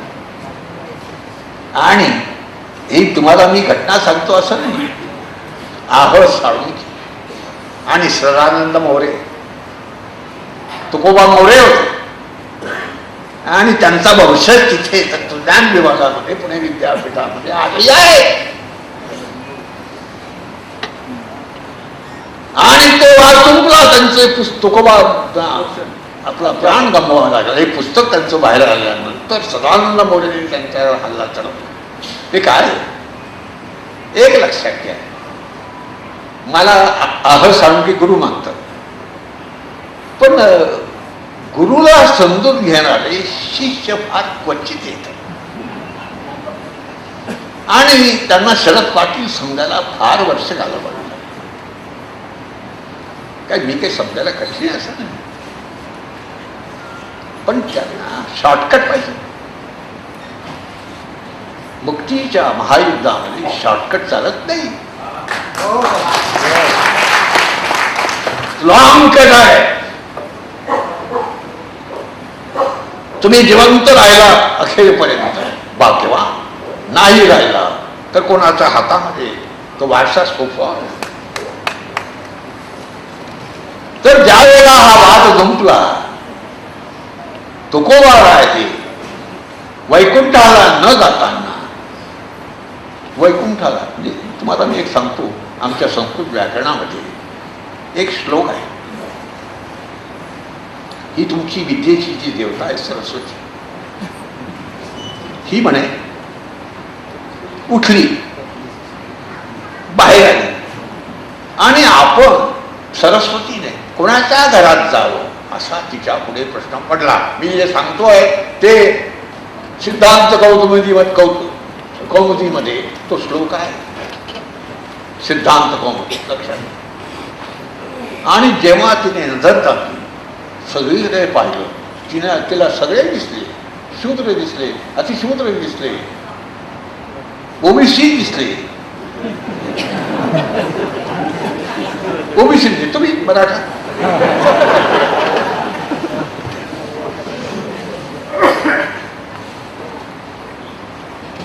आणि मग कायस्थ दिसले आणि मग ब्राह्मण दिसले. आणि सरस्वती म्हणे त्या ब्राह्मणाच्या घरात घुसली. का बरं? काय ब्राह्मणापेक्षा आम्ही काय? अरे ब्राह्मण तर नाजूक आहे, आम्ही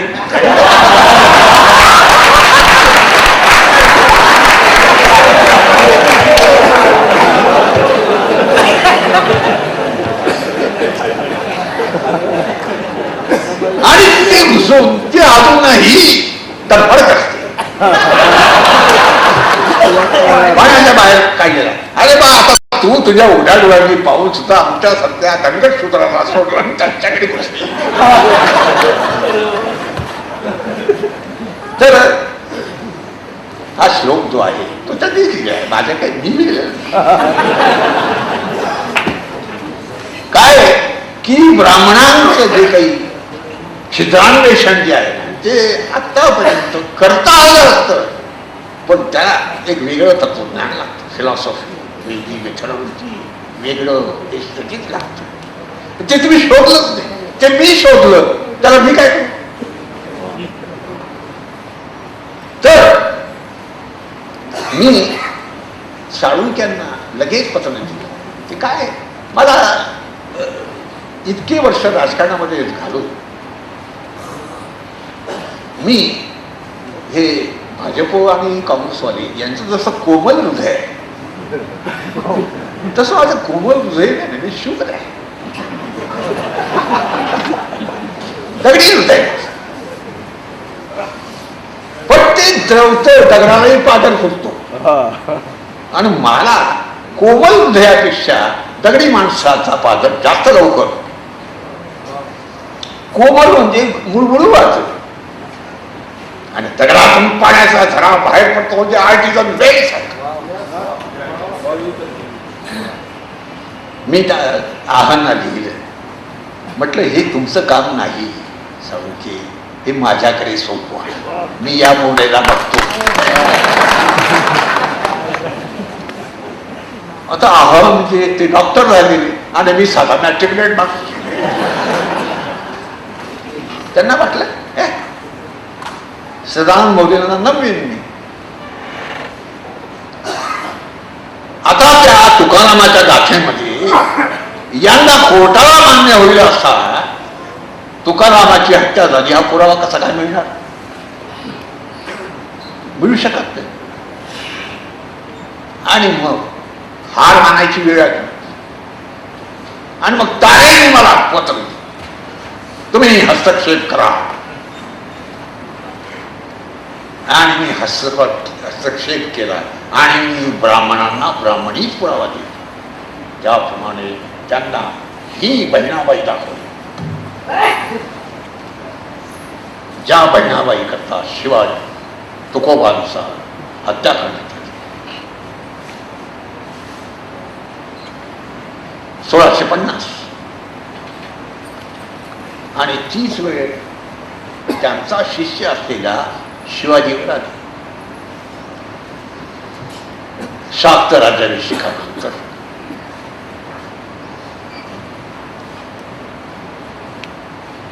आणि सगळं चालतं या जगामध्ये, पण नैतिकता आणि धर्म ही हत्यारं जी ब्राह्मणांच्या हातामध्ये आहे त्याचा ते जे उपयोग करतात ते म्हणजे ब्रह्मास्त्र आहे. आणि तो त्यांनी उपयोग केला, धर्माचा उपयोग केला. मी तुमचे वाईस चान्सलर आहे केबी पाटील, त्यांना माझ्या 4थ्या खंडाचं शेवटचं किंवा आपला पहिलं प्रकरण पाठवलं. डायलेक्ट्रिकल लॉजिक जे आतापर्यंत कोणाला दाखवता आलं नाही काय असतं. फॉर्मल लॉजिक माहिती आहे लोकांना, डायलेक्ट्रिकल लॉजिक काय ऐकतात पण काही सांगता येईल ते मी 4थ्या खंडामध्ये मांडलेले आहे. ते मी त्यांना पाठवलं.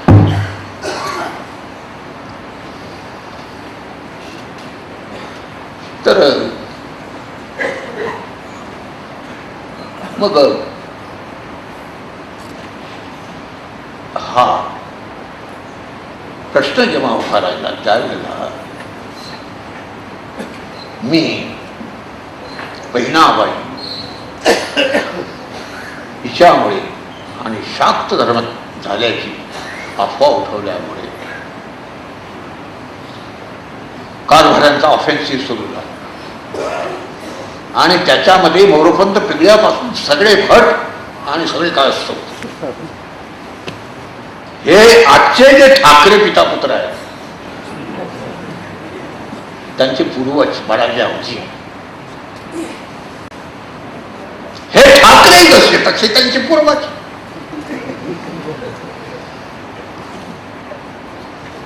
संभाजीला विषप्रयोग करायचं जे पत्र लिहिलं गेलं आणि अकबराकडे औरंगजेब पुत्र अकबराकडे पाठवलं गेलं ते लिहिणारा बडाले होता. आणि उद्धव ठाकरे म्हणतो की रमेश किनीचा खून करायचा जो कट झाला त्याची व्यूहरचना राज ठाकरेने केली. अरे कोणते राज्यकर्ते आहे या देशावर या पक्षावर कोणते गैरच्या लोकांच्या हातामध्ये आदेश सापडलेला आहे आणि तो तुम्ही राजकारणाकडे मुक्तीच्या दुरुस्त पाठ फिरवली म्हणून हे चाललेलं आहे. तुम्ही आपलं मुक्तीकडे तोंड वळवलं मोरा फिरवला तर हे सगळे जे आहे ते वितळायला नष्ट व्हायला वेळ लागला. अहो खटकीचे तर हा तर तो माझा लेख जो होता आव्हानची बाजू घेणारा तो महाराष्ट्रातला सगळ्या पेपरांचा पण सेन्सेशनल होतं. जर्नलिझम म्हणजे सेन्सेशनला फार महत्व असतं, सत्यच. आणि तेव्हापासून मला गुरु मानत होती. आज महाराष्ट्रातले सगळ्यात मोठे प्रामाणिक पंडित आहेत ते आता खऱ्या अर्थाने मला गुरु मानत आहे. बरं आहे म्हटलं, मेहरबानी. त्याच्याने माझा तर काय म्हणजे तसा फायदा काही होऊ शकत नाही, पण बरं आहे म्हणजे त्यांनी मला सर्टिफिकेट दिलं तर लोक माझ्यावरती जरा जास्त विश्वास ठेवतील. तर हे अहमच्या बाबतीत घडले. माझं पुस्तक हे मनमाडला शिवसेनेच्या लोकांनी जाळलं, माझ्यावर केस केली आणि मग ती त्यांनी दडपली का काय झालं कोण जाणे. माझं तर म्हणणं आहे की हे अस्पृश्यतेचं शास्त्रार्थ हे जे पुस्तक आहे याच्यावर डिबेट ठेवा, बोला तुमचा चॅम्पियन, मी वाद आणि होऊ द्या. अस्पृश्यतेला धर्मशास्त्रात आधार नाही असं म्हणतात ना महामहोपाध्याय. अस्पृश्यतेला श्रुती स्मृतीमध्ये कोणता पाठिंबा आहे हे मी पुरावे पोथ्यावरून दाखवतो. म्हणजे अस्पृश्यता आंबेडकर पाणीची असते. आंबेडकरांनी काय म्हटलंय असं आहे, कम्युनिस्टांना मार्क्सचा पुरावा दिला म्हणजे त्यांना पडले. तसं आंबेडकरवाल्यांना आंबेडकरांचा पुरावा दिला म्हणजे पट. आंबेडकर असं म्हणाले की कायद्याने अस्पृश्यता जाणार नाही. जोपर्यंत जाती व्यवस्था आहे तोपर्यंत अस्पृश्यता राहील. आमच्या आंबेडकरी बंधूंना जर पाहिजे असेल तर मी ते मूळ उतारा दाखवे. मग जाती व्यवस्था आज आहे की नाही आहे म्हणून तुम्हाला जर म्हणायचं असेल तर अस्पृश्यता आहे. अस्पृश्यता नष्ट करायची असेल तर जाती व्यवस्थेचा समाजक्रांतीनेच अंत होऊ शकतो म्हणून समाजक्रांती केलीच पाहिजे. आणि मग तिच्याबरोबर इंद्राय तक्षकाय स्वाहा जाती व्यवस्थेबरोबर हा तक्षकाय जाईल. तुमचा उपप्रश्न उपप्रश्न फक्त त्या एका पुराव्यापुरता होता. काहीतरी प्रश्न विचारतो कोणी नाही ना? हा, एक प्रश्न एवढाच होता. प्रश्न नाही, एक इच्छा होती की एकंदर हे जे चालू आहे मराठा सेवा संघाचं कार्य आणि जगद्गुरू तुकोबारा साहित्य परिषद हे शिवधर्म वगैरे वगैरे हे जे प्रयत्न फार आहेत, महत्वाचा प्रश्न आहे इथल्या श्रोत्यांच्या दृष्टीने. हा ते या दृष्टीने आपलं काय मत आहे? हे बघा, हा शास्त्रार्थ जो आहे मराठा या शब्दाला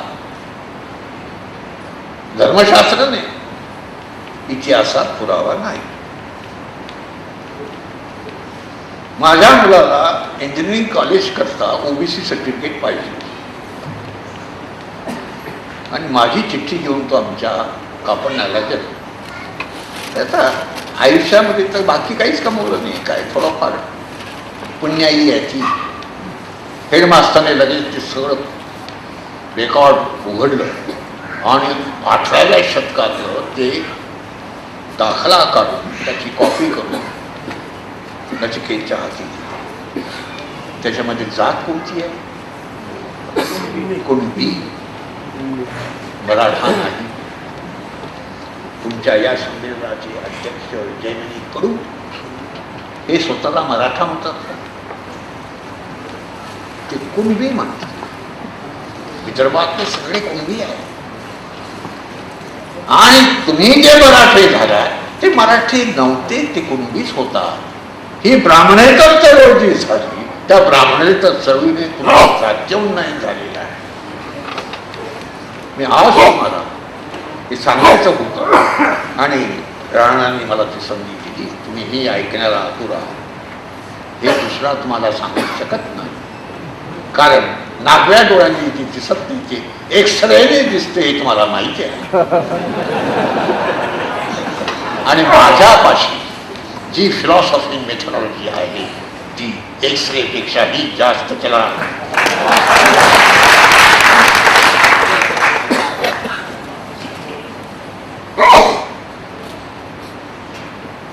तुम्ही कुणबी स्वतःला जर मानत असाल तर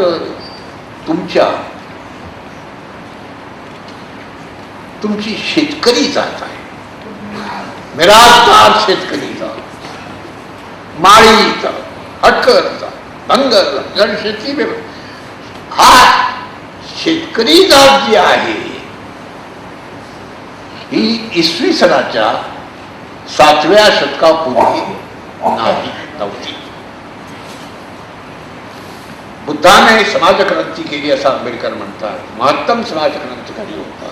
बुद्धाने जी वर्णदास्य मुक्तीची क्रांती केली, जी माझ्या दासोदांच्या गुलामगिरीच्या पुस्तकात मी पुरावे देऊन सिद्ध केलेली आहे. या क्रांतीला बुद्धाचा गुरु बुद्ध नव्हता.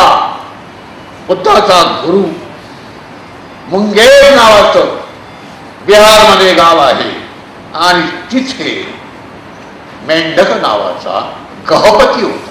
त्याला जाती, तो शेतकरी होता आणि व्यापारीही होता आणि तो त्या काळचा सर्वात श्रीमंत सेठी होता. तो श्रीमंत झाला कसा? अनेक शेतकरी होते पण हा सर्वात श्रीमंत होता. का? समाज क्रांती काय करते? इकॉनॉमिक समाजक्रांती करते. उत्पादनामध्ये एखाद्या मिराकल सारखं वाढ करते.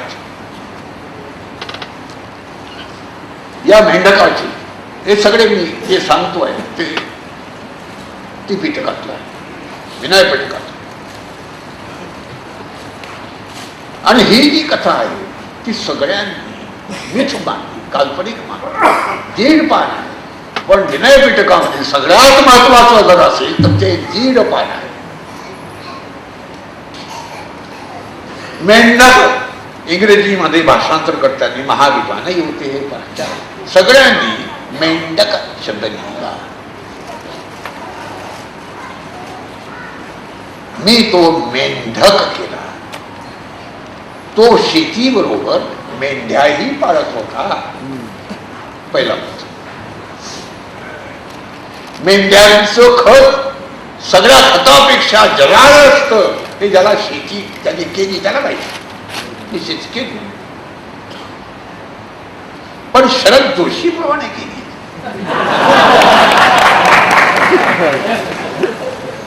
शरद जोशींना मी ब्राह्मण म्हणत असे. ते मला माझ्यावर सांगतात म्हणे आपण आता असं करू की तुम्ही शरद जोशी मी शरद पाटील होते. त्याचं कोपरगावचे भास्करराव बरोबर की तिथे आमच्या जवळ बसले होते. ते त्यांचे मोठे कार्यकर्ते अजूनही. ते काय म्हणाले, साहेब शेतकरी संघटनेचे साहेब. साहेब ही पदवी युरोपियनांपासून आली पण ते काही विशिष्ट लोकांमध्ये वापरली जाते. तुम्ही जरी असं ठरवलं तरी लोक मात्र तुम्हाला शरद जोशीच म्हणतील आणि शरद पाटलाला शरद पाटीलच म्हणतील. जमाल गोटा त्यांच्या शिष्यापासूनच मिळाला. आणि कोण पक्षाचे डोळे बाहेर काढून द्या म्हणणारे शरद जोशी आज त्यांनी भारतीय बनावटीचे भोजडी घातलेले. भाजप शिवसेना तिच्या आधारावरती ते खातात. शब्द कृती याच्यामध्ये ज्यांचा मेळ नाही अशा माणसावर तो किती मोठा असेल विश्वास ठेवू नये. तर हा मेंढक विनयपिटकाच्या त्या दीडपणाच्या कथेमध्ये असं सांगितलेलं आहे की त्याचे 100 कृषीदास होते, अग्रेरियन स्लेव्स, गुलाम. आणि त्या कृषीदासांचा मुकादम पुण्यक होता. पुण्यक हा पाली शब्द, संस्कृत शब्द पूर्ण. तुम्हाला काय की तिथे आर्किओलॉजी उपलब्ध नाही, तिथे तुम्हाला शब्दावरून नसते, सगळं रिसर्च आधारावं लागतं. तर पुण्यक याचा अर्थ भाषा असा लिहितो की 100ची संख्या पूर्ण करणारा. म्हणजे याचा अर्थ असा होतो की याचे मेंढकाचे शेती करणारे जे गुलाम होते ते 100 होते आणि 100 गुलामांचा हा मुकादम होता. तर या कुटुंबाचं दिव्य बळ आहे असं विनयपिटक म्हणतं. सगळ्यांचं दिव्य बळ सांगितलेलं आहे, पण सगळ्यातच दिव्य बळ जे महत्वाचं आहे ते आहे पुण्यकाचं. तर त्या कथेमध्ये असं म्हटलंय की पुण्यकाने आपलं आऊत एका मेंढापाशी झुंजलं आणि रुग्ण हातामध्ये घेऊन आऊत हाकललं की ज्या वेळेला शेतामध्ये एक चाच पडत असेल, कीड पडत असेल, इतर गुलामांची याच्या 7 फुली पडत होत, 7 फट नालगत होतात. याचा अर्थ कसा करायचा, मीचा अर्थ कसा लावायचा?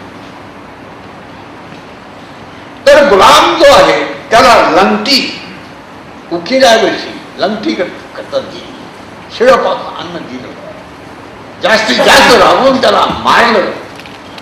बाहेरामध्ये दास मिळतात बरे, परंतु गुलामाला राहावं हा जो होता त्याला 6 सेन्स, 5 ज्ञान, कर्मेंद्रिय ज्ञान आणि 6 सेन्स म्हणजे ते सुपर सेन्स, ज्याने गुलामांना वेतन दिलं जात नसे, बरेपण बोलत जात. याने गुलामांना 6 माही वेतन रोखीत आणखी पैशात देणं सुरू केलं आपलं धान्य. आणि ते गुलाम रोजगार झाले आणि 7 पट नागराला लागले. शेतीचं उत्पादन 7 पटीने वाढलं, पक्क्या मालाचं उत्पादन 7 पटीने वाढलं. आणि तो त्या काळचा सर्वात श्रीमंत शेठी, पालीमध्ये कस्तक गहपती हा शब्द, शेती करणारा आणि गहपती. तर तुम्हाला तुमचा पूर्वज शोधायचा असेल, कुणब्या नाही, मराठ्यांची मला काही बोलायचंही नाही, काही वेळ नाही माझी. मराठाईत जातच नाहीये तर कुणब्याबद्दलच आपण बोलूया. पण मी कुणब्याबद्दल बोलतो आहे. हा तुमचा पूर्वज आहे. बुद्धाची क्रांती, बुद्धाला क्रांतीची प्रेरणा ही मेंढकापासून मिळाली. हा तुमचा पूर्वज होता आणि या पूर्वजाचं अनुकरण करा.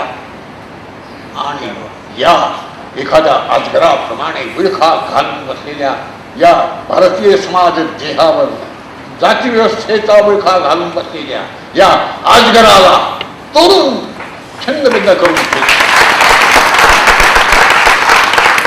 समानता या देशामध्ये जगातल्या कोणत्या देशावर जाती व्यवस्था याच देशावर आहे. आणि म्हणून मला मराठा साहित्य संमेलनाच्या ऐवजी कुणबी साहित्य संमेलन कधी घेतलं तर ते मला जास्त बरं वाटले. परंतु ते जात्यंतासाठी आहे, जात्यंतासाठी साहित्य असावं, मुक्तीसाठी साहित्य असावं. या देशाची मुक्ती जात्यंतात आहे. साहित्याने, कलेने जात्यंतात राबलं पाहिजे. आणि तर या देशामध्ये सांस्कृतिक बहल नाही तर येणार नाही. वटलाय देश हा मानजोडला झाला. सगळे दलित साहित्यिक पहिल्यांदा फार ढीग मारत होते, आता ब्राह्मणी साहित्य संमेलनामध्ये जात. दलित साहित्य संमेलन बंद का पडले. आणि तुमचं हे ग्रामीण साहित्य संमेलन त्याचे आनंद यादव त्यांनी काय केलं हे तुम्हाला माहिती. ब्राह्मणी साहित्य संमेलनाचे अध्यक्ष झाले आणि त्यांची काय विटंबना झाली हे तुम्ही डोळ्यांनी पाहिले. हे बघा, ब्राह्मणांशी तुम्हाला वैर करायचा असेल तर तुमच्या पाशी जात्यंताचं ब्रह्मास्त्र पाहिजे आणि ते नसेल तर तुम्ही मार खाल्ल्याशिवाय राहणार. ब्राह्मण बसत हेच मला तुम्हाला वारंवार धन्यवाद.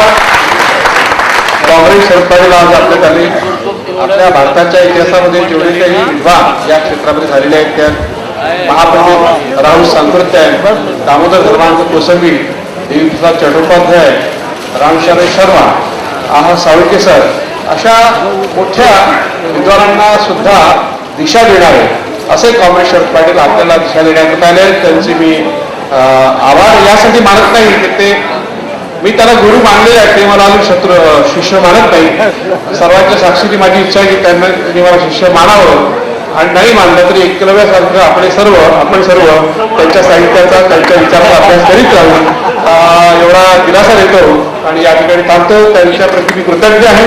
मराठा सेवा संघ, संत तुकोबाराय साहित्य परिषद आणि या मराठा साहित्य संमेलनाच्या आयोजकांच्या वतीने मी त्यांचे आभार मानतो. धन्यवाद.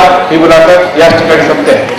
मला या ठिकाणी बोलवलं आणि मला इतका वेळ परंतु तुम्ही जगद्गुरु तुकोबाराय साहित्य परिषद